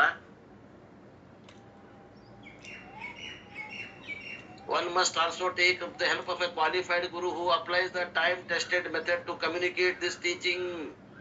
ಬರೀ ಶಾಸ್ತ್ರ ಹಠ ಇಟ್ಕೊಂಡು ಕುಂತ್ರ ಆಗೋದಿಲ್ಲ. ಶಾಸ್ತ್ರ ಬಲ್ಲವ, ಶಾಸ್ತ್ರವನ್ನ ಬಿಡಿಸಿ ಹೇಳುವಂತ ಶ್ರೋತ್ರಿಯ ಬ್ರಹ್ಮನಿಷ್ಠ ಗುರು ಬೇಕು, ಮಾರ್ಗದರ್ಶಕ ಬೇಕು. ಹಿಂಗ ಬಾಪ, ಹಂಗ ಬಾ, ಹಂಗಾಶ್ ಬಾ, ಹಿಂಗಾಶ್ ಬಾ, ಇಲ್ಲಿ ಬೇಡ, ಹಂಗ ಬೇಡ, ಸ್ವಲ್ಪ ದೂರ ಆದ್ರೂ ಅಡ್ಡಿ ಇಲ್ಲ, ಹಂಗ ಬಾ ಹೇಳಾವ ಗುರು ಬೇಕು. ಅವ ಜೀವಂತಿರ್ಬೇಕು. ಅವನ ಎದುರಿಗೆ ಕುತ್ಕೊಂಡು ನಾವು ನೋಡ್ತಿರ್ಬೇಕಂತ ಅವನ್. ನಾವು ಈಗಂತೂ ನಾವ್ ಏನ್ ಮಾಡಾಕತ್ತೇವಿ? ತಪ್ಪ ದಾರಿ ಇದು. ನಾವೇನ್ ಯೂಟ್ಯೂಬ್ ನಾಗ ಮಾಡಾಕತ್ತೇವಿ, ಇದು ಸರಿಯಾದ ದಾರಿ ಅಲ್ಲ. ಆ ಗುರುವಿನ ನೇತ್ರದಿಂದ ಕೆಲವೊಂದು ನೇತ್ರ ದೀಕ್ಷೆ ಕೊಡ್ತಿರ್ತಾನವ. ಆ ನೇತ್ರ ದೀಕ್ಷೆ ಕೊಡ್ಬೇಕಾದ್ರೆ ಅವನ ಎದುರಿಗೆ ಕೂಡ್ಬೇಕಾಗ್ತದ. ಗುರುವಿನ ಎದುರಿಗೆ, ಜೀವಂತ ಗುರುವಿನ ಎದುರು ಕುತ್ಕೊಂಡು ಜೀವಂತ ಕುತ್ಕೊಂಡು ಕೇಳ್ಬೇಕಾಗ್ತದ ಅಂತಾರ ಮುಂದವ್ರು. ಮತ್ತ ಅವ ಹೆಂಗಿರ್ತಾನು ಅಂತಂದ್ರ ಆ ಪರಂಪರೆ ಒಳಗ ಹೆಂಗ ಕಲಿಸ್ಕೊಡ್ಬೇಕು ಈ ವಿದ್ಯೆ ಅನ್ನುವಂಥದ್ದನ್ನ ಒಂದು ಪದ್ಧತಿ ಮಾಡ್ಯಾರ. ಆ ಪದ್ಧತಿಗೆ ಅನುಗುಣವಾಗಿ ಹೇಳಾವಿರ್ಬೇಕು. ಅವ ತನ್ನದೇ ಆದಂತ ಸ್ವಂತ ಪದ್ಧತಿ ಕಂಡು ಹಿಡಿದು ಹೇಳ್ತೀನಿ, ನನ್ನ ಕಡೆ ಹೋಗ್ಬ್ಯಾಡ್ರಿ, ಕೈ ಮುಗಿರಿ ಅವ್ರಿಗೆ. ಇದು ನನ್ ಸ್ವತಂತ್ರ ಧರ್ಮ ಐತಪ್ಪ, ನಾನ ಕಂಡು ಹಿಡಿದೇನಿ, ನಾ ಹೇಳಾಕತ್ತೀನಿ, ನಾ ಭಾಳ ಸ್ಟ್ಯಾಡೆ ಅದೀನಿ ಅಂತಂದ್ರೆ ಯಾರ ಆಳುಗಳಿಗೆ ನೀವ್ ಏನ್ ಮಾಡ್ಬೇಕು ಅಂದ್ರೆ ದೊಡ್ಡದೊಂದು ದೂರಿಂದ ನಮಸ್ಕಾರ ಹೊಡೆದ ಬಾಳ ಚಲೋ ಐತ್ರಿ ಅಂದ್ರೆ ನಾವ್ ಮಾತ್ರ ಬರಂಗಿಲ್ರಿ. ಇಷ್ಟ ಅನ್ಬೇಕು. ಐತೆ ತಾಕತ್ತು ನೋಡ್ರಿ, ತಾಕತ್ತಿದ್ರೆ ಭೇಟಿ ಆಗತ್ತಿಲ್ಲ ಅಂದ್ರೆ ಭೇಟಿ ಆಗೋದಿಲ್ಲ. ನಿಮ್ಗೆ ಪರಮಾತ್ಮ ಭೇಟಿ ಆಗೋದಿಲ್ಲ, ಜೀವನ ಮುಕ್ತಿ ಆಗೋದಿಲ್ಲ, ಜೀವನ ಮುಕ್ತಿ ವಿಲಕ್ಷಣ ಅನ್ನೋದಿಲ್ಲ, ವಿಧೇಯ ಕೈವಲ್ಯ ಆಗೋದಿಲ್ಲ. ಎಲ್ಲೇ ನಿಂತ್ಕೊಂಡು ಏನೋ ಆತಂದ್ರೆ ಅದಕ್ಕ ನಾವು ಕೈವಲ್ಯ ಅಂತ ತಿಳ್ಕೊತೀವಿ ಅಂತಾರ ಇಲ್ಲಿ ಅಪ್ಪೋರ್. It is a highly risky to engage in self enquiry without their help. ಈ ಗುರು ಶಾಸ್ತ್ರಗಳ ಸಹಾಯ ಇಲ್ಲದನ ನಾವು ಪರಮಾತ್ಮ ವಿಚಾರ ಮಾಡಿ ಪಡ್ಕೋತೀವಿ ಅಂತಂದ್ರೆ ಬಹಳ ಬಹಳ ಕಷ್ಟ ಹಾದಿ, ಕಳ್ಳು ಮುಳ್ಳುಗಳಿಂದ ಕೂಡಿರುವಂತ ಹಾದಿ ಅಂತಾರ. ಸುಗಮ ಹಾದಿ ಅಲ್ಲ. Because it is possible that one May erroneously confirm the ಜೀವಾತ್ಮ instead of ಪರಮಾತ್ಮತ್ವಂ. ಮನೆಗೆ ಎಲ್ಲಿ ಹೋಗ್ಬಿಡ್ತೀರಿ ನೀವು? ಪರಮಾತ್ಮ ತತ್ವ ಮುಟ್ಟಂಗಿಲ್ಲ. ಜೀವಾತ್ಮ ತತ್ವದಾಗ ಇನ್ನೊಂದು ಮೆಟ್ಲಿಗೆ ಎಲ್ಲೇ ಹೋಗಿ ನಿಂತ್ಕೊಂಡು ಅದಕ್ಕ ಪರಮಾತ್ಮ ತತ್ವ ಅಂತ ನಿಂತು ಬಿಡ್ತೀರಿ ಅಂತಾರ ಅವ್ರು.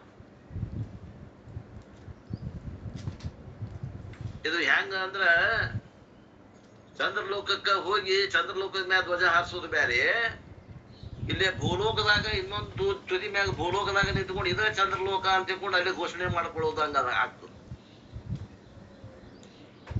ಚಂದ್ರಲೋಕಕ್ಕೆ ಹೋಗಿ ಅಲ್ಲಿ ಪಾದಾರ್ಪಣೆ ಮಾಡಿ ಅಲ್ಲಿ ಧ್ವಜ ಹಾರಿಸಿ ಅಲ್ಲಿ ಫೋಟೋ ಹೊಡಿಸ್ಕೊಂಡು ಬರೋದು ಹೆಂಗ? ಇದ ಭೂಮಿ ಮ್ಯಾಗ ಇನ್ನೊಂದ್ ಎಕಡೋ ಎಲ್ಲಿ ನಿರ್ಜನವಾದ ಪ್ರದೇಶದಲ್ಲಿ ಹೋಗಿ ನೆಲೆಯಾಗಿ ನಿಂತ್ಕೊಂಡು ಇದು ಚಂದ್ರ ಅಂತ ತಿಳ್ಕೊಂಡು ಫೋಟೋ ಹೊಡಿಸಿ ತಳಗ್ ಬರೋದ್ರೆ ಹೆಂಗಾಗ್ತದ? ಹಂಗಾಗ್ತದ ನೋಡ್ರಿ ಅಂತಾರ. ಇಷ್ಟು ಅಪಾಯಗಳಾಗುವ ಸಾಧ್ಯತೆ ಐತಿ. ಆದ್ದರಿಂದ ಏನ್ ಮಾಡ್ಬೇಕು ಅಂದ್ರ ಶ್ರೋತ್ರಿಯ ಬ್ರಹ್ಮನಿಷ್ಠ ಗುರು ಇರ್ಬೇಕು, ಶಾಸ್ತ್ರಗಳ ಅಧ್ಯಯನ ಹೇಳ್ತಿರ್ಬೇಕಮ್ಮ. ಆ ಪರಂಪರೆ ಒಳಗೆ ಇರ್ಬೇಕಮ್ಮ.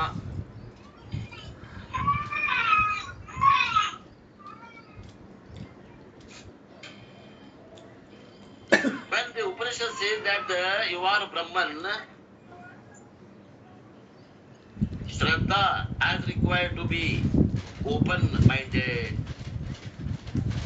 ಯಾವಾಗ ಪರಮಾತ್ಮ ನೀ ಅಂತ ಶಾಸ್ತ್ರ ಹೇಳ್ತದ, ಆ ಶಾಸ್ತ್ರದಲ್ಲಿ ಶ್ರದ್ಧಾ ಹೆಂಗಿರ್ಬೇಕು ಅಂದ್ರ ಮನಸ್ಸಿನಾಗ ಏನೂ ನಮ್ದು ಕೊಂಕಿರಬಾರ್ದು ಅಂತಾರ. ಓಪನ್ ಮೈಂಡೆಡ್ ಅಂದ್ರೆ ಏನ್ರಿ?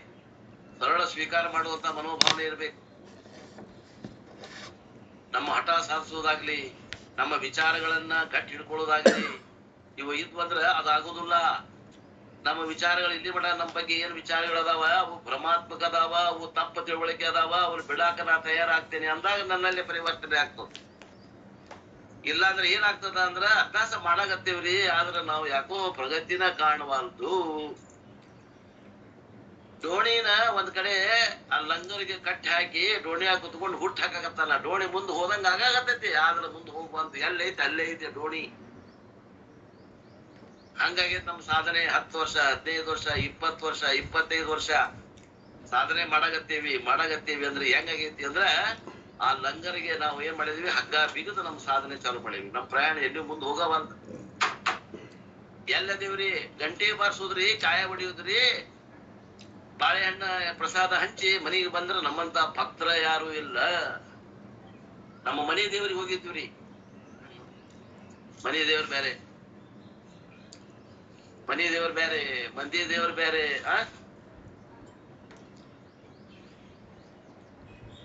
ದೊಡ್ಡ ಮಾಡಿ ತಗೊಂಡ್ ಹೋಗಿದ್ವಿ ಭಗವಂತಗ. ಇವತ್ತ ನಮ್ದ ಸೇವಾ ಐತ್ರಿ. ಗಾಯ ಬಡಿಸಿದ್ವಿ, ಹಣ್ಣು ಎಡಿ ಮಾಡಿದ್ವಿ. ಮತ್ತೇನ್ ಮಾಡಿದ್ರಪ್ಪ? ಉದಿಕಡ್ಡಿ ಹಚ್ಚಿದ್ವಿ, ಕರ್ಪೂರ ಹಚ್ಚಿದ್ವಿ, ವಿಭೂತಿ ಹಚ್ಕೊಂಡ್ವಿ, ಬಂದ್ವಿ. ನಮ್ಮ ಮನೆ ದೇವ್ರಿಗೆ ಹೋಗಿದ್ವಿ. ಸಿಹಿ ಅಡಿಗೆ ಮಾಡಿದ್ವಿ, ಉಂಡು ಬಂದಿವ್ರಿ. ದೇವ್ರಿಗೆ ನೈವೇದ್ಯ ಮಾಡಿ ಉಂಡು ಬಂದಿವ್ರಿ. ನಮ್ಮಂತ ಭಕ್ತರ ಯಾರು ಇಲ್ಲ. ಸಾಧನೆ ಮಾಡಾಕತ್ತೆ ಎಷ್ಟು ದಿನ ಆತ್ಪ? ಇಲ್ರಿ, ನಮ್ಮ ಅಜ್ಜನ ಕಾಲದಿಂದ ಇದನ್ನಲ್ಲತ್ರಿ. ನಮ್ಮ ಅಜ್ಜನ ಅಜ್ಜ ಅವ್ರ ಅದ ಮಾಡ್ತಿದ್ರಿ, ನಾವು ಅದ ಮಾಡ್ತೀವ್ರಿ. ಈಗ ನಾವು ನಮ್ಮ ಮನೆಯಾಗ ಅದ ಮಾಡ್ತೀವಿ. ಮತ್ತ ಮುಂದ ಪ್ರಗತಿ ಏನು ಇಲ್ಲ. ಏನ್ ಇದ್ರಾಗ ಏನೈತಿ ಪ್ರಗತಿ? ಮುಂದವ್ರು ಮಾಡೋದು, ಹಿಂದವ್ರ ಹಂಗ ಮತ್ತ ಅದ ಮಾಡ್ಕೋತ ಹೋಗುದು.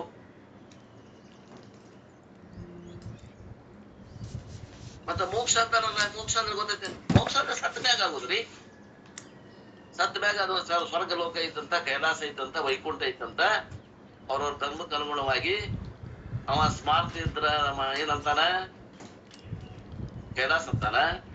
ವೈಷ್ಣವ ಇದ್ದಂದ್ರ ವೈಕುಂಠ ಅಂತಾನ. ಅವ್ರು ಲೋಕ ಕಲ್ಪಿಸ್ಬಿಟ್ಟಾರ. ಆ ಲೋಕಕ್ಕೆ ಹೋಗುದ್ರಿ. ಅಲ್ಲಿ ಪರಮಾತ್ಮನ ಕೂಡ ಒಂದಾಗಿರುವುದು, ಅವ್ನ ಮಗ ಆಗಿ ಇರುವುದು ಒಂದು ಅವನ ಎದುರಿಗೆ ಅವ್ನ ಶಿಷ್ಯರಾಗಿ ಕೊಂಡಿರೋದು ಒಂದು, ಅವನು ಆಮ್ಯಾಗ ಅವ್ನ ಭಕ್ತರಾಗಿ ಕೊಂಡಿರೋದು ಒಂದು. ಸಾಲೋಕ್ಯ, ಸಾರೂಪ್ಯ, ಸಾಯುಜ್ಯ ಅಂತ ಏನದ ನೋಡ್ರಿ. ಇನ್ನೂ ಒಂದೇನೋ ಐತಿ. ಸಾರೂಪ್ಯ ಅಂದ್ರೆ ಅವನಂಗ ರೂಪ ಹೊಂದುದು, ಸಾಲೋಕ್ಯ ಅಂದ್ರೆ ಅವನ ಲೋಕ ಹೊಂದುದು, ಆಮೇಲೆ ಸಾಲೋಕ್ಯ, ಸಾರೂಪ್ಯ, ಇನ್ನೊಂದ್ ಯಾವ್ದ್ರಿ ನೋಡ್ರೆ? ಸಾಯುಜ್ಯಕ್ಕಿಂತ ಮೊದಲೇ ಸಾಮೀಪ್ಯ, ಸಾಯುಜ್ಯ, ಸಾಮೀಪ್ಯ, ಸಾಯುಜ್ಯ, ಸಾಮೀಪ್ಯ, ಸಾರೂಪ್ಯ, ಸಾಲೋಕ್ಯ, ಸಾಯುಜ್ಯ. ಸಮೀಪಕ್ಕೆ ಹೋಗುದು ಮೊದಲ, ಸಮೀಪಕ್ಕೆ ಹೋಗುದು ಒಂದ್. ಅವ್ನ ಸಮೀಪ ಹೋಗಿ ಅವ್ನ ಲೋಕಕ್ಕೆ ಹೋದ್ವಿ ಅಂದ್ರೆ ಆತ್, ನಮ್ಗ್ ಮೋಕ್ಷ ಆತಂತ ನಾವು. ಸಾಲೋಕ್ಯ, ಸಾಮೀಪ್ಯ, ಸಾರೂಪ್ಯ, ಸಾಯುಜ್ಯ 4. ಅದ್ರಿ ಮೊದಲ ಸಮೀಪಕ್ಕೆ ಹೋಗೋದ್ರಿ. ಅವ್ನ ಸಮೀಪ ಹೋಗಿ ಕುಂತ್ವಿ ಅಂದ್ರ ಅದ ಮೋಕ್ಷ ಅಂತನ್ರಿ ಅವ್ ಶೈವ.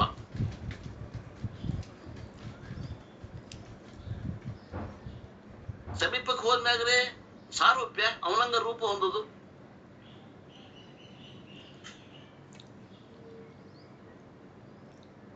ಸಾಲೋಕ್ಯ ಅಂದ್ರೆ ಏನು? ಅವ್ರ ತಮ್ಮ ಅವನ ಮಗ ಆಗಿ ಹುಟ್ಟುದು, ಪರಮಾತ್ಮನ ಮಗ ಆಗಿ ಹುಟ್ಟುದು. ರೂಪ ಅಷ್ಟ ಅಲ್ಲ, ಮತ್ ಸಂಬಂಧ.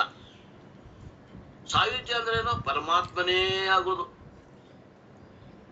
ಎಲ್ಲರ ಯಾವ್ದಾರ ಲೋಕಕ್ಕೆ ಪ್ರಯಾಣ ಮಾಡುದು. ಇವೆಲ್ಲ ಹೇಳ್ತಾರ ನೋಡ್ರಿ, ಕೇಳ್ಕೊಂತ ಕುಂಡ್ರಿ ಬತ್ತಿ ಹೊಸ್ಕೊಂತ. ಮತ್ ಆಗೇತೇನ್ರಿ ಸಾಲೋಕ್ಯ, ಸಾರೂಪ್ಯ, ಸಾಮೀಪ್ಯ ಆಗ್ಯಾವೇನ್ರಿ? ಯಾರಿಗಾರ ಹೋಗಿ ಅಲ್ಲಿ ಪರ್ತ್ ಪಾವತಿ ಬಂದಾವೇನು? ಹೋಗಿ ನಾವು ಮುಟ್ಟೇವ್ರಿ ಅಂತ ಎಕ್ನಾಲಜ್ಮೆಂಟ್ ಬಂದಾವೇನು? ಪ್ರೊಫೈಲ್ ಸಾಕ್ಷಿನೇ ಇಲ್ಲ. ಮತ್ತೆ ಎಲ್ಲ ನಮ್ಗೆ ಗೋತ ಮಾಡ್ಬಿಟ್ಟಾರ ಹಂಗೆ. ಅವ್ರು ಹುಟ್ಟು ಹಾಕಾಕತ್ತಾರಿಲ್ಲ, ಅವ್ರು ಡೋಣಿ ಒಳಗ್ ಪ್ರಯಾಣ ಮಾಡಾಕತ್ತಾರಿಲ್ಲ, ಹಾಕಾಕತ್ತಾರ. ಹುಟ್ಟು ಹಾಕಾಕತ್ತಾರ. ಗಾಡಿ ಹೊಂಟೈತೇನ ಅದು? ಒಂದ್ ಕಡೆ ಬಿಗದ್ ಕಟ್ಟಾರ, ಲಂಗರಿಗೆ ಹಗ್ಗ ಬಿಗದ್. ಇಂಥ ಸಾಧನೆ ಬೇಕೋ ಹೆಂಗ ವಿಚಾರ ಮಾಡ್ರಿ. ಬರ್ತಾ ಮಾತುಗಳು ಕಠಿಣ ಆಗ್ತಾವ. ಆತ್ಮೀಯರೇ, ಮನಸ್ಸಿಗೆ ನೋವಾದ್ರೂ ಆಗ್ಬಹುದು.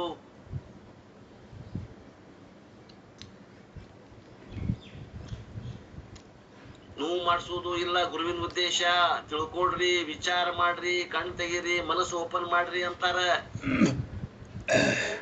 ಹಳೆವು ಎಂತ ನಮ್ಮ ನಂಬಿಕೆ ಅದಾವಂದ್ರು ಕೂಡ ಅವು ತಪ್ಪು ತಿಳುವಳಿಕೆಯಿಂದ ಕೂಡಿದ್ರೆ ಬಿಡಾಕ ಪ್ರಯತ್ನ ಮಾಡ್ರಿ. ವಿಚಾರ ಅನ್ನುವಂತ ಕಣ್ಣಿಂದ ನೋಡ್ರಿ.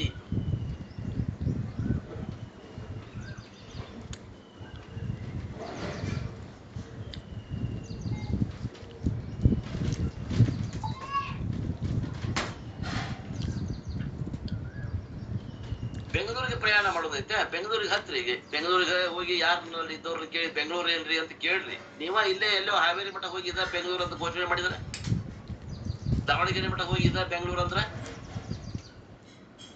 ಎಲ್ಲರೂ ದಾರ್ಯಾಗ ಅದಾರ, ಮತ್ ಇಲ್ಲಂತಲ್ಲ. ಎಲ್ಲರೂ ತಮ್ಮ ಒಂದ್ ದಾರಿ ಒಳಗ ಅದಾರ. ಆದ್ರ ಕೊನೆಯ ಗುರಿಯನ್ನ ಮುಟ್ಲಾರ್ದವ್ರು ಇವ್ರೆಲ್ಲ. ಕೊನೆಯ ಅಂತಿಮ ಗುರಿಯನ್ನ ಮುಟ್ಟದೆ ನಡಕ್ಕೆ ಎಲ್ಲೋ ಪ್ರಯಾಣ ಮಾಡಿ ಮಾಡಿ ಮಾಡಿ ಹುಟ್ಟು ಹಾಕಿ ಹಾಕಿ ಹಾಕಿ ತಮ್ಮದ ಒಂದು ಸಿದ್ಧಾಂತ ಮಾಡಿ ಇದೇ ನಮ್ಮ ಧರ್ಮ. ಅವ್ರ ಹಿಂದ 4 ಮಂದಿ ಗುರಿಗಳು ಬ್ಯಾ ಅಂತ ಬಂದ್ರ ಅವು ನಮ್ಮ ಧರ್ಮ, ಇವ್ರು ನಮ್ಮ ಧರ್ಮವಂತರು, ನಮ್ಮ ಫಾಲೋವರ್ಸು, ನಾವು ಇವ್ರಿಗೆ ಗುರುಗಳು. ನಮಗೊಂದು ಪಟ್ಟ, ನಾವು ಇಂಥ ಧರ್ಮದ ಗುರುಗಳು, ನಾವು ಇಂಥ ಜಾತಿಯ ಗುರುಗಳು.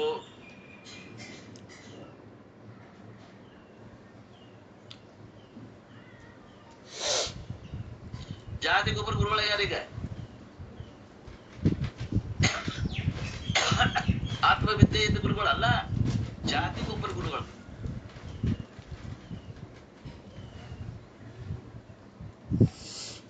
ಹೋಗ್ಲಿ, ಆ ಗುರುಗಳ ಹತ್ರ ಆತ್ಮಜ್ಞಾನ ಐತೇನ್ರಿ? ಹೇಗಿಲ್ರಿ, ಅವ್ರು ನಮ್ ಜಾತಿಯರ್ರಿ, ನಮ್ಮ ಶ್ರೇಷ್ಠರಿಪ್ಪ. ನಾವು ಅವ್ರ ಇಲ್ಲಾರ ನಮ್ಮ ಮನ್ಯಾಗ ಮನ್ಯಾಗ ಯಾವ ಲಗ್ನ ನಡೆಯಂಗಿಲ್ರಿ.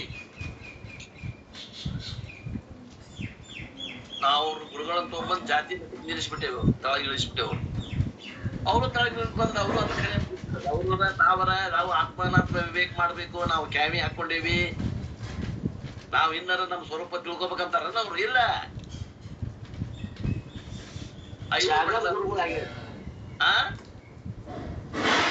ಜಗದ್ಗುರು ಆಗ್ರಪ್ಪ ಅಂದ್ರೆ ಜಾಗದ ಗುರು ಆಗ್ಯಾರ. ನೋಡ್ರಿ, ವಿಚಾರ ಮಾಡ್ರಿ. ಹೌದಿದ್ರ ಹೌದಲ್ರಿ, ಅಂದಿದ್ರ ಅಲ್ಲ.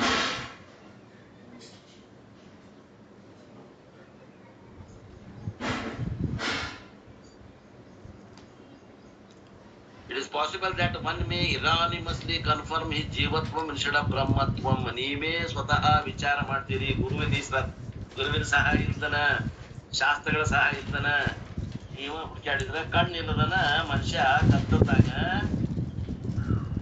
ಕೈ ಆಡ್ಸಂಗ ಆಗ್ತದ, ಏನು ಕೈ ಸಿಗುದಿಲ್ಲ. ಯಾಕ? ಅವ್ರಿಗೆ ಮೊದಲ ಪ್ರಮಾಣ ಇಲ್ಲ, ಕಣ್ಣ ಇಲ್ಲ ಅವ್ರಿಗೆ. ವೇದವನ್ನು ಒಪ್ಪುದಿಲ್ಲ ಅವರು, ಅಲ್ಲೇ ಹೋದ್ರು, ಕೂಡಲಾದ್ರು. ವೇದ ಅಂದ್ರೆ ಕಣ್ಣಿದ್ದಾಗೆ. When the Upanishad says that you are Brahman, Shraddha is required to be open-minded. Without Shraddha, one may drop the study of Upanishads. ಅವಾಗ ಶಾಸ್ತ್ರ ನಿಮ್ಗೆ ಪರಬ್ರಹ್ಮ ಸ್ವರೂಪ ಅಂತ ಹೇಳ್ತದೆ. ಅಂತ ಶಾಸ್ತ್ರಕ್ಕೆ ನೀವು ಪ್ರಮಾಣದ ಸ್ಥಾನ ಕೊಡ್ಬೇಕು, ನೇತ್ರದ ಸ್ಥಾನ ಕೊಡ್ಬೇಕು. ಇನ್ನು ಮೆದುಳಿಗಿರೋ ಮೊಬೈಲ್ ಅಂತ ಹೇಳೋದು ಯಾವ ಪ್ರಮಾಣ?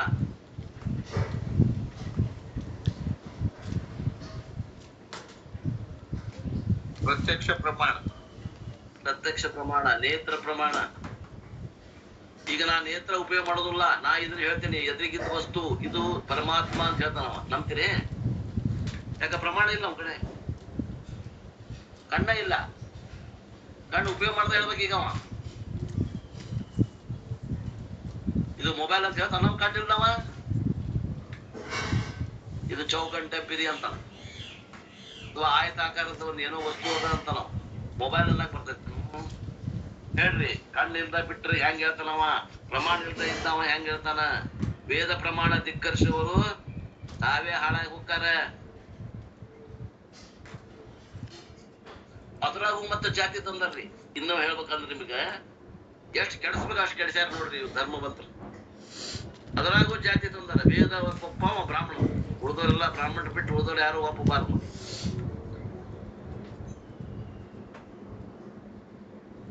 ಬ್ರಾಹ್ಮಣರೇ ವೇದ ಒಪ್ಪಂಗಿಲ್ರಿ. ಬ್ರಾಹ್ಮಣರು ಅದು ವೇದ ಬ್ರಾಹ್ಮಣರು ಅಂತಾರ್ರಿ. ಉಳಿದ ಮಂದಿ ಬ್ರಾಹ್ಮಣರು ಎಷ್ಟು ಒಪ್ಪ್ಯಾರ, ಅವರು ಪೂರ್ವ ಮೀಮಾಂಸ ಕೂತಾರ. ಬ್ರಾಹ್ಮಣರನ್ನವರು ವೇದಾಂತಕ್ಕೆ ಬಂದಿಲ್ಲ. ಬರೀ ಉಪಾಸನೆ ರೀ, ಆ ಬರೀ ಉಪಾಸನೆ ಮಾಡಿ ಬೆಳ್ಕೋತಾರ್ರಿ. ಅದು ಕರ್ಮ ಉಪಾಸನೆ ಕೂತಾರ, ಅವ್ರು ಕರ್ಮ ಕಾಂಡದಾಗ ಕೂತಾರ.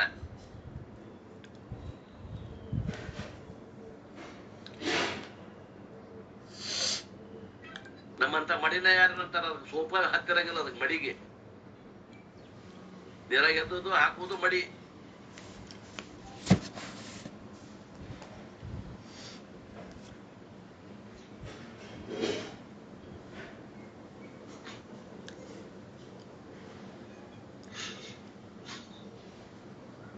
After Upanayana, the brahmachari is required to keep a Shrutam for 3 days. ಆ ಜನಿವಾರ ದೀಕ್ಷೆ ಕೊಡ್ತಾರಲ್ಲ, ಅದಕ್ಕೆ ಅವ್ರು ಏನಂತಾರ? ಉಪನಯನ ಅಂತಾರ. 3 ಎಳಿ ಜನಿವಾರ ದೀಕ್ಷೆ ಕೊಡ್ತಾರ ಮೊದಲ ಬ್ರಹ್ಮಚಾರಿ ಇದ್ದಾಗ. ಆಮ್ಯಾಗ ಲಗ್ನ ಆದ್ಮ್ಯಾಗ ಹೆಂಡತಿ 3 ಎಳಿ ಹಿಂಗ ಹಾಕ್ತಾರ. ತಾಯಿ ಋಣ, ತಂದೆ ಋಣ, ದೇಶದ ಋಣ ತೀರಿಸ್ತೀನಿ ಅಂತ ಅದು ಶಪಥ ಮಾಡಿದಂಗ. 3 ಋಣಕ್ಕ 3 ಜನಿವಾರ ಎಳಿಗಳು. ಈ 3 ಎಳಿ ಹಾಕಿದಾಗ ವೃತ ಮಾಡ್ತಾರಲ್ಲ, 3 ದಿವಸ ಉಪವಾಸ ಮಾಡ್ಬೇಕಂತದ. ಒಂದು ವೃತ ಮಾಡ್ತಾನವ, ಒಂದ್ ಜನಿವಾರ ಹಾಕಿ 3 ದಿವಸ ಉಪವಾಸ ಮಾಡ್ಬೇಕಂತ. 3 ದಿವಸ. 4ನೇ ದಿವಸ ಅವ ಏನ್ ಮಾಡ್ತಾನ? ಶ್ರದ್ಧಾ ದೇವಿ ಅನ್ನುವಂತ ಒಂದು ದೇವಿ ಉಪಾಸನೆ ಮಾಡ್ತಾನ, ಪೂಜೆ ಮಾಡ್ತಾನ. ಮುಂದೆ for the 10 to 15 years he develops ಶ್ರದ್ಧಾ ಇನ್ ವೇದ. ಮುಂದೆ 10-15 ವರ್ಷ ಅವ ಆ ವೇದಗಳಲ್ಲಿ ಶ್ರದ್ಧಾ ಇಟ್ಕೊಂಡು ಕಾನ್ಸ್ಟೆಂಟ್ಲಿ ಆಫರಿಂಗ್ ಪ್ರೊಸ್ಟೇಷನ್ ಟು ದೆಮ್. ಆ ದೇವತೆಗಳಿಗೆ, ವೇದಗಳಲ್ಲಿ ಹೇಳಿದ ದೇವತೆಗಳಿಗೆ ಅಗದಿ ಶ್ರದ್ಧೆಯಿಂದ ನಮಸ್ಕಾರ ಪೂರ್ವಕವಾಗಿ ಪ್ರಾರ್ಥನೆಗಳನ್ನ ಮಾಡ್ತಾ ಇರ್ತಾನವ. ಜಾತಿಯಿಂದ ಬ್ರಾಹ್ಮಣ ಆಗ್ಬಿಟ್ಟಿದವ. ಅವ್ರು ಹೇಳಾಕತ್ತ ಸುದ್ದಿ. I should develop as much faith in Vedas as I have in my eyes to see ಅಂತಾರ. ಒಂದು ವಸ್ತುವಿನ ನೋಡ್ಲಿಕ್ಕೆ ಕಣ್ಣು ಹೇಗೆ ಪ್ರಮಾಣವೋ ಹಾಗೆ ನನ್ನ ಸ್ವರೂಪವನ್ನು ತಿಳ್ಕೊಳ್ಳಾಕ ವೇದವೇ ಪ್ರಮಾಣ ಅನ್ನುವಷ್ಟು ಮಟ್ಟಿಗೆ ಅವರು ಶ್ರದ್ಧಾ ಬೆಳೀತಿದ್ದಂತ ಒಂದು 10-15 ವರ್ಷದಾಗ.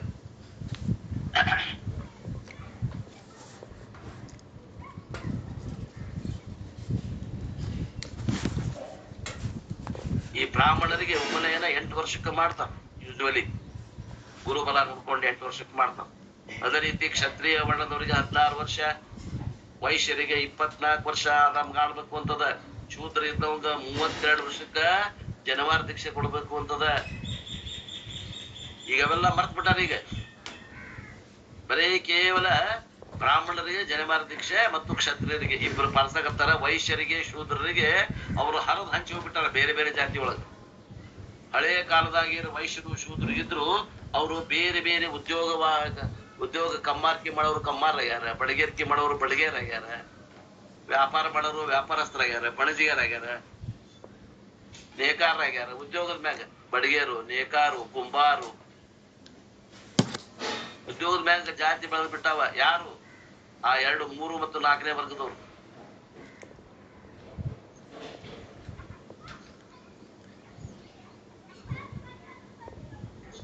ವೇದವೇ ಪ್ರಮಾಣ ಅನ್ನುವುದು ಕಣ್ಣು ಒಂದು ವಸ್ತುವಿನ ನೋಡ್ಲಿಕ್ಕೆ, ಒಂದು ವಸ್ತುವಿನ ಬಣ್ಣವನ್ನ ನೋಡ್ಲಿಕ್ಕೆ ಇದು ಕೆಂಪು, ಇದು ಹಳದಿ, ಇದು ಗುಲಾಬಿ ಬಣ್ಣ, ಇದು ಕೆಂಪದದ, ಇದು ಹಳದಿ ಅದ ಅನ್ನಕ ಪ್ರಮಾಣ ಯಾವುದು? ನೇತ್ರ. ಒಂದು ವಸ್ತುವಿನ ಬಣ್ಣವನ್ನ ನೋಡ್ಲಿಕ್ಕೆ ನೇತ್ರ ಹೇಗೆ ಪ್ರಮಾಣವೋ ಆಗ ನನ್ನ ಸ್ವರೂಪವನ್ನ ನಾನು ಯಾರು ಅಂತ ತಿಳ್ಕೊಳ್ಳಿಕ್ಕೆ ವೇದವೇ ಪ್ರಮಾಣ ಅಂತ ತಿಳ್ಕೊಳ್ಳುವಂತಹದ್ದು ಶ್ರದ್ಧಾ ಬೆಳಿಬೇಕು. ಅಂದ್ರ 10-15 ವರ್ಷ ಅವರು ಪ್ರಾರ್ಥನೆ ಮಾಡ್ತದ. ಅವಾಗ ಅವ್ರಿಗೆ ಆ ಶ್ರದ್ಧಾ ಬಂದಿರ್ತದ. With this I do not question the Vedas but I question my conclusion. ಒಮ್ಮೆ ನಾವು ವೇದಗಳಿಗೆ ಪ್ರಮಾಣ ಅಂತ ತಿಳ್ಕೊಂಡು ಬಂದ್ರೆ ವೇದಗಳು ಏನ್ ಹೇಳ್ತಾವ ಅದೆಲ್ಲ ಖರೆ ಅದ. ವೇದಗಳು ಏನ್ ಹೇಳ್ತಾವ? ನೀನು ಹುಟ್ಟಿಲ್ಲ, ನೀನು ಸತ್ತಿಲ್ಲ, ಸಾಯುವುದಿಲ್ಲ ಅಂತ ಹೇಳ್ತಾವ. ಒಂದು ಉದಾಹರಣೆ ಹೇಳಿ. ನಾವೇನ್ ಮಾಡ್ತೀವಿ? ನಾವು ಇಂಥ ಇಶ್ವ್ಯಾಗ ಹುಟ್ಟೀನಿ, ಇನ್ನೊಂದ್ ಸ್ವಲ್ಪ ದಿವಸಕ್ಕೆ ಸಾಯ್ತೀನಿ ಅನ್ನೋದು ನಮ್ಮ ಅನಿಸಿಕೆ. ಯಾವ್ದು ಖರೆ ರೀ? ಒಂದ್ ವಿಚಾರ ಮಾಡೋದು. ಯಾವ್ಯಾವ ವಿಚಾರಗಳದ ಒಂದೊಂದು ತಗೋಬೇಕ, ಅವನ ವೇದ ಪ್ರಮಾಣದಾಗ ಇಡ್ಬೇಕ, ಅವನು ವಿಚಾರ ಮಾಡ್ಬೇಕು. ನಾನು ಹುಟ್ಟೇನಿ, ನಾನು ಸಾಯ್ತೀನಿ ಅನ್ನೋದು ನನ್ನ ಅನುಭವ. ವೇದ ಪ್ರಮಾಣ ತಗೋಬೇಕ. ನಾ ಜಾಯತೆ ಮ್ರಿಯತೆ ವಾ ಕದಾಚಿತ್ ಅಂತ. ನಾನು ಹುಟ್ಟಾವಲ್ಲ, ನಾನು ಸಾಯವಲ್ಲ ಅಂತ ವೇದ ಹೇಳ್ತೈತಿ. ವೇದ ಹೇಳುದು ಖರೇನೋ? ನನ್ಗೆ ಅನ್ಸಿದ್ ಖರೇನೋ? ವೇದವೇ ಪ್ರಮಾಣ ಅಖಿಲರಿಗೆ ಅಂತ. ವೇದವೇ ಪ್ರಮಾಣ ಅಂದ್ರೆ ವೇದದ ಮ್ಯಾಗ ನಾವು ಪ್ರಮಾಣ ಇಟ್ಟಿವಿ ಅಂತಂದ್ರ ನಾವು ತಿಳ್ಕೊಂಡಿದ್ ಏನಾತು? ಭ್ರಮ ಮ್ಯಾಗ ಭ್ರಮ ಅಂತ ತಿಳಿದ ಬಿಡ್ಬೇಕೋ ಹಿಡ್ಕೋಬೇಕದು? ಬಿಡ್ಬೇಕು. ಈಗ ಬಿಟ್ಟೇವೇನ್ ನಾವು?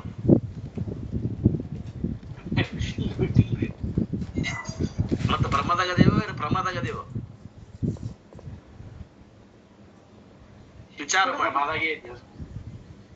ವಿಚಾರ ಮಾಡ್ರಿ.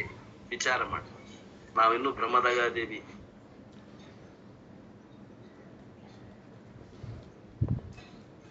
ಶಾಸ್ತ್ರ ವಿಚಾರ ಮಾಡೋರು ನಿಲ್ತದ.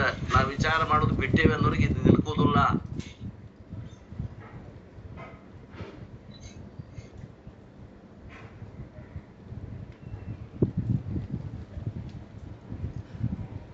ನಾನು ನನ್ನ ಅನಿಸಿಕೆಯನ್ನ ವಿಚಾರ ಮಾಡ್ತೇನೆ, ಅದನ್ನ ತಿದ್ಕೋತೇನೆ ಹೊರತು ವೇದದ ಮಾತುಗಳನ್ನ ಧಿಕ್ಕಾರ ಮಾಡೋದಿಲ್ಲ. ಶಾಸ್ತ್ರ ಹೇಳ್ತದ, ನೀನು ವ್ಯಾಪಕ ಚೈತನ್ಯ ಇದೆಯೋ, ಜಗದಗಲ ಮುಗಿಲಗಲ ಮಿಗೆಯಗಲ ನಿನ್ನ ಸ್ವರೂಪ ಐತಿ ಅಂತ ಶಾಸ್ತ್ರ ಹೇಳ್ತದ. ನಾವೇನ್ ತಿಳ್ಕೊಂಡಿವಿ?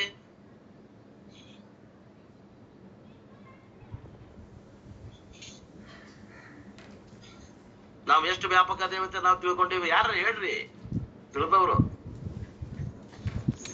ನಮ್ಮ ಮನ್ಯಾಗ ಅಷ್ಟ ಅದಿವಂತ ತಿಳ್ಕೊಂಡಿದ್ದಾರೆ. ನಾವು ಅಡ್ಡಿ 3.5 ಫೂಟ್ದವ್ರಂತ ತಿಳ್ಕೊಂಡಿದ್ವಿ. 5.5 ಫೂಟು ಈ ಶರೀರ ಎಷ್ಟದ ಅಷ್ಟದೇ ಅಂತ ನಾವು ತಿಳ್ಕೊಂಡಿವಿ. ಹಂಗಾರೆ ಯಾವ್ದು ಖರೆ? ಈಗ ಶಾಸ್ತ್ರ ಹೇಳುದು ಖರೇನೋ? ನಾ ತಿಳ್ಕೊಂಡಿದ್ ಖರೇನೋ? ಶಾಸ್ತ್ರದ ಕರೆಯಪ್ಪ. ಮತ್ತೆ ಶಾಸ್ತ್ರ ತಿಳ್ಕೊಂಡಿದ್ದು ಬಿಡ್ಬೇಕಾತೋ ಹಿಡಿಕೋಬೇಕಾತೋ? ಬಿಟ್ಟೇವೇನ್ರಿ? ಇನ್ನೂ ಬಿಟ್ಟಿಲ್ರಿ, ಬಿಡಾಕತ್ತೇವ್ರಿ ಈಗ ಹಂಗ ಬಿಡಾಕತ್ತೀರಿ. ಬಿಡಾಕ್ ಪ್ರಯತ್ನ ಮಾಡ್ರಿ. ಒಮ್ಮೆ ಆಗುದಿಲ್ಲ. ಹಿಂಗ್ ವಿಚಾರ ಮಾಡ್ಬೇಕದ. ಬುದ್ಧಿಯಿಂದ ವಿಚಾರ ಮಾಡಿದಾಗ ಗುರುಸಿದ್ದಪ್ಪ ಒಮ್ಮೆ ಬಿಟ್ಟು ಹೋಗತ್ ನೋಡ್ರಿ, ಕೈ ಬಿಟ್ಟು ಹೋಗತ್ ಬೇಡ. ಇದ ದೆವ್ವ ಅಂತಾರ ಅವ್ರು. ದೆವ್ವ ಬಿಡುದಂದ್ರೆ ಏನ್ ಮತ್ ಬ್ಯಾರೆ ಅಂತ ಕೊಟ್ರನ?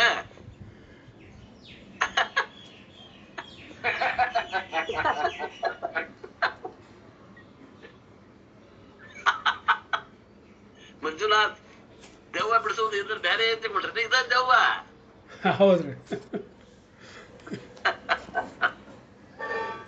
ಹೆಂಗದ್ರಿ ಶಾಸ್ತ್ರ?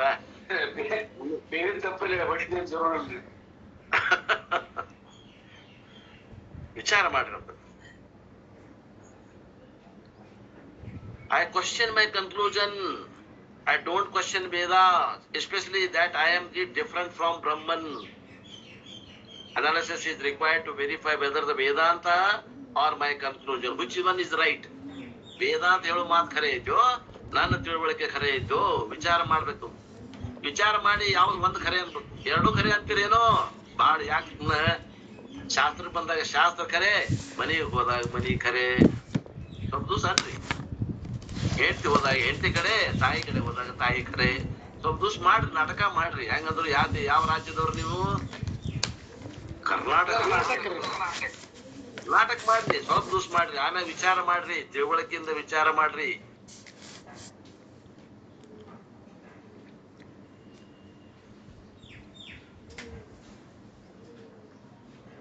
Analysis is required to verify whether the Vedanta or my conclusions are right. ಯಾವ್ದು ಖರೆ ಐತಿ? ವೇದಾಂತ ಖರೆ ಐತೋ ಏನ್ ನನ್ನ ಅನಿಸಿಕೆ ಖರೆ ಅದಾವ? ವಿಚಾರ ಮಾಡ್ರಿ ತಿಳುವಳಿಕೆಯಿಂದ. This is self enquiry. ಇದಕ್ಕೇನಂತಾರ? ಆತ್ಮ ವಿಚಾರ ಅಂತ.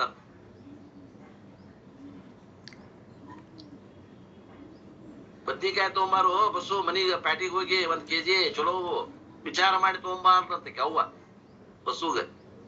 ಬಸ್ಸು ಹೋದ,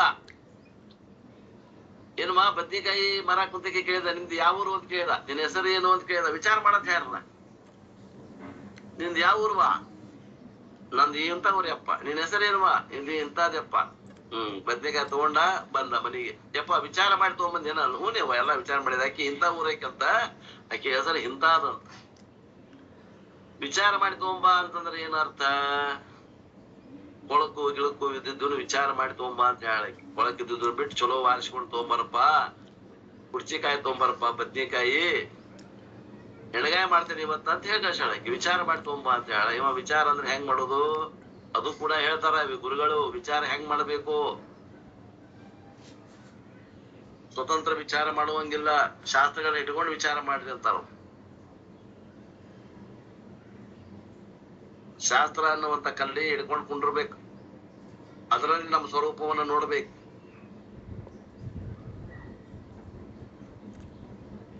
ಅದರಲ್ಲಿ ಪ್ರತಿಬಿಂಬವನ್ನ ನೋಡಿ ಬಿಂಬಕ್ಕೆ ಅಲಂಕಾರ ಮಾಡ್ತಾಳೆ ಹೆಣ್ಮಗಳು. ಕನ್ನಡಿ ಮುಂದ್ ಕುತ್ಕೊಂಡು ಕನ್ನಡಿಯಾಗ ಏನ್ ನೋಡ್ತಾಳೆ ಅಮ್ಮ? ಪ್ರತಿಬಿಂಬ ನೋಡ್ತಾಳ. ಪ್ರತಿಬಿಂಬ ನೋಡ್ತಾಳ. ಅಲಂಕಾರ ಯಾರಿಗ್ ಮಾಡ್ತಾಳ? ಅಲಂಕಾರ ಪ್ರತಿಬಿಂಬಕ್ ಮಾಡ್ತಾಳೋ ಬಿಂಬಕ್ ಮಾಡ್ತಾಳೋ? ಬಿಂಬಕ್ರಿ. ಕನ್ನಡಿಯ ವೇದಾಂತ ಅನ್ನುವಂತ ಕನ್ನಡಿಯ ಮೂಲಕ ಪ್ರತಿಬಿಂಬವನ್ನ ನೋಡಿ ಬಿಂಬ ನಾನದೇನೆ ಅಂತ ತಿಳ್ಕೊಬೇಕಾಗಿದೆ. ಇಷ್ಟು ವ್ಯತ್ಯಾಸ ಅದ.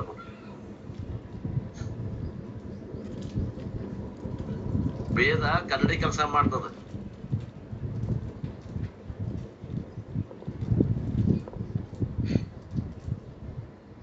To do this enquiry I need a proper instrument. ಈ ವಿಚಾರ ಮಾಡಕ ನನಗೊಂದು ಸರಿಯಾದ ಸಾಧನ ಬೇಕು. The instrument used for acquiring knowledge is called pramana. ಆ ಒಂದು ಸಹಾಯ ಮಾಡುವಂತ ಉಪಕರಣಕ್ಕೆ ನಾವೇನಂತೀವಿ? ಪ್ರಮಾಣ ಎಂದು ಕರೆಯುತ್ತೇವೆ. ಪ್ರಮಾಣ leads to acquisition of prama the knowledge. ಆ ಪ್ರಮಾಣವು ನಮಗೆ ಜ್ಞಾನವನ್ನು ಕೊಡುತ್ತದೆ. ಆ ಜ್ಞಾನಕ್ಕೆ ಪ್ರಮಾ ಜ್ಞಾನವೆಂದು ಕರೆಯುತ್ತಾರೆ. The one who uses the ಪ್ರಮಾಣ ಈಸ್ ಕಾಲ್ಡ್ ಪ್ರಮಾತ. ಯಾವ ಪ್ರಾಮನು ಪ್ರಮಾಣ ಉಪಯೋಗ ಮಾಡ್ತಾನೋ ಅವಂಗ ಪ್ರಮಾತ ಅಂತೇವಿ. ಹಂಗಾರೆ ಏನ್ ಅಂದಂಗಾತು ಅಂದ್ರ ಪ್ರಮಾತ ಪ್ರಮಾಣೇನ ಪ್ರಮಾ ಪ್ರಾಪ್ನೋತಿ. ಅಂದ್ರ ಪ್ರಮಾತನು ತಿಳಿಯುವವನು, ಪ್ರಮಾಣೇನ ಪ್ರಮಾಣದಿಂದ, ಪ್ರಮಾ ಅಂದ್ರ ಜ್ಞಾನವನ್ನು, ಪ್ರಾಪ್ನೋತಿ ಅಂದ್ರ ಪಡೆಯುತ್ತಾನೆ. ಪ್ರಮಾತನು ಪ್ರಮಾಣದ ಮೂಲಕ ಪ್ರಮೇಯಾದ ಜ್ಞಾನವನ್ನು ಪಡೆಯುತ್ತಾನೆ ಅನ್ನಂಗಿದೆ. ಪ್ರಮಾತ ಆಬ್ಟೈನ್ಸ್ ಪ್ರಮಾ ಬೈ ಯೂಸಿಂಗ್ ದಿ ಪ್ರಮಾಣ. 10:33 ನಿಮಿಷ, 1 ತಾಸು ಆಯ್ತು. ಇನ್ನು ಮುಂದಿನ ವಿಚಾರವನ್ನು ಮತ್ತೆ ಸ್ವಲ್ಪ ನಿಧಾನ ಹೋಗೋಣ. ಯಾಕಂದ್ರೆ ವಿಷಯ ಕಠಿಣದ, ಈ ಸದ್ಯ ಹಗರದ, ಮುಂದೆ ಕಠಿಣದ. ಇದಕ್ಕೆ ನೀವು ಹೊಂದ್ಕೋಬೇಕಂದ್ರ, ಈ ವಿಷಯಕ್ಕೆ ನೀವು ಹೊಂದ್ಕೋಬೇಕಂದ್ರ ಸ್ವಲ್ಪ ಗ್ರಾಮರ್ ಪೋರ್ಷನ್ ಬೇಕಾಗ್ತದೆ. ಸಂಧಿ ಸಮಾಸ ಕಲಿತವ್ರಿಗೆ ತಿಳಿತದೆ. ಸಂಧಿ ಸಮಾಸ ಕಲಿತವ್ರಿಗೆ 1ನೇ ಅಧ್ಯಾಯ ಶಿಕ್ಷಾವಲ್ಲಿ ತಿಳಿಯುದು. ಅದಕ್ಕ ಒಂದ್ ಸ್ವಲ್ಪ ಸಂಧಿ ನಿಯಮನು ಹೇಳ್ಬೇಕಾಗ್ತದೆ. ಹೇಳ್ತೇನೆ, ಎಷ್ಟ್ ಅವಶ್ಯದ ಅಷ್ಟ್ ಹೇಳ್ತೀನಿ. ಅಷ್ಟ್ರ ಮ್ಯಾಗ ತಿಳ್ಕೊಂಡು ದಾಟಿ ಬರೋರು ಬರ್ಬೇಕಾಗ್ತದೆ. ಸೂಕ್ಷ್ಮ ಬುದ್ಧಿ ಬೇಕಾಗ್ತದೆ. ಇಂಗ್ಲೀಷ್ನಾಗ ಭಾಳ ಚಲೋ ಅರ್ಥ ಆಗ್ತೈತ್ರಿ. ಸಿಂಪಲ್ ಇಂಗ್ಲೀಷ್ ಐತ್ರಿ. ಸಿಂಪಲ್ ಇಂಗ್ಲಿಷ್ ಅದ ಬಿಡ್ರಿ, ಇಂಗ್ಲಿಷ್ ಬಗ್ಗೆ ಏನ್ ಚಿಂತಿಲ್ಲ. ಗ್ರಾಮರ್ ಭಾಗ ಗೊತ್ತಿಲ್ಲದೆ ಇದ್ದಂತ ಕೆಲವು ಮಂದಿಗೆ ಅದು ಬಹಳ ಡಿಫಿಕಲ್ಟ್ ಆಗ್ತದೆ ಈ ಸಂಧಿ. ಯಾವ್ದು ಈ 1ನೇ ಶಿಕ್ಷಾವಲ್ಲಿ. ಮುಂದೆ 2ನೇದ್ ಏನದ ಅಧ್ಯಾತ್ಮ, ಅದು ತಿಳಿತದೆ, ಯಾರಿಗಾದ್ರು ತಿಳಿತದೆ. ಮತ್ತ 3ನೇದ್ ಏನದ, ಮತ್ತು ಅದು ಸಾಧನೆ ಅದ. ಭೃಗುವಲ್ಲಿ ಸಾಧನೆನ ಅದ. ಅಲ್ಲೇ ಉಪಾಸನಾ ಕರ್ಮಾದಿಗಳನ್ನ ಹೇಳ್ಯಾರ, ಅವನು ಮತ್ತೆ ತಿಳಿತದೆ. 2ನೇ ಬಲಿ ಬಂದಾಗ ಸ್ವಲ್ಪ ಈಜಿ ಅನಿಸ್ತದ. 1ನೇ ಬಲಿ ಕಠಿಣ ಅದ. ಆದ್ರಿಂದ ನಾನು ಸುಮಾರು 20 ವರ್ಷದಿಂದ ಓದಿದ್ದನ್ನ ಇವತ್ತು ಓದಾಗತ್ತೀನಿ. ಅದಕ್ಕೆಲ್ಲ ಕಾರಣೀಭೂತರು ನೀವು. ಇವತ್ತು ಅದು ಇಲ್ಲ, ನೀವು ಇದ್ದಿದ್ದಿಲ್ಲ ಅಂದ್ರೆ ನಾವು ಓದ್ತಿದ್ದೇ ಇಲ್ಲ. ನಮ್ಮ ಗುರುಗಳು ಹೇಳಿದ್ ನನಗೆ ಈಗ ಮತ್ತೊಮ್ಮೆ ಮರುಕಳಿಸಿ ನೆನಪು ಮಾಡ್ಕೊಳಕ್ ಬಹಳ ಕಷ್ಟ ಆಗತ್ತೆ.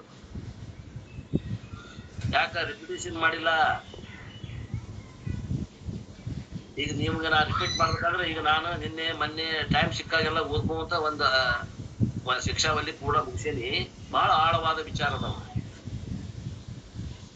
ಅವೆಲ್ಲ ವಿಚಾರಗಳನ್ನ ನಾ ಹೇಳ್ತೀನಿ, ಯಥಾವತ್ ಹೇಳ್ತೀನಿ. ಆದ್ರೆ ಒಂದೇ ಒಂದ್ ಸಮಸ್ಯೆ, ಸಂಧಿಗಳು ಗೊತ್ತಿರಬೇಕು, ಸಮಾಸಗಳು ಗೊತ್ತಿರಬೇಕು. ನಾ ಹೇಳ್ತೀನಿ ಎಷ್ಟು ಬೇಕೋ ಅಷ್ಟ. ನಾನು ಸತ್ಪುರುಷ ಸಮಾಸ ಬರ್ತದ, ಭೈರವಿ ಸಮಾಸ ಬರ್ತದ, ಸಂಧಿ ಒಳಗ ಗುಣಸಂಧಿ ಬರ್ತದ, ಲೋಪ ಸಂಧಿ ಬರ್ತದ, ಆಗಮ ಸಂಧಿ ಬರ್ತದ, ಆದೇಶ ಸಂಧಿ ಬರ್ತದ. ಹೇಳ್ತೀನಿ. ಅವ ಹೇಳಿದಾಗನ ತಿಳ್ಕೊಳ್ಳುವಂತಹ ಒಂದು ಕಲೆ ಇರ್ಬೇಕು. ಅಂದವ್ರಿಗೆ ಆನಂದ ಆಗ್ತದೆ, ಉಳಿದವ್ರಿಗೆ ಕಷ್ಟ ಅನಿಸ್ತದೆ. ಆ ವಿಚಾರವನ್ನ ಮತ್ತೆ ನೋಡೋಣ ಅನ್ನೋವರಿಗೆ ಇವತ್ತಿನ ಈ ವಾಕ್ರೂಪ ಸೇವೆಯನ್ನು ಗುರುಪಾದಕ್ಕೆ ಸಲ್ಲಿಸಿ ನನ್ನ ವಾಣಿಗೆ ವಿರಾಮ.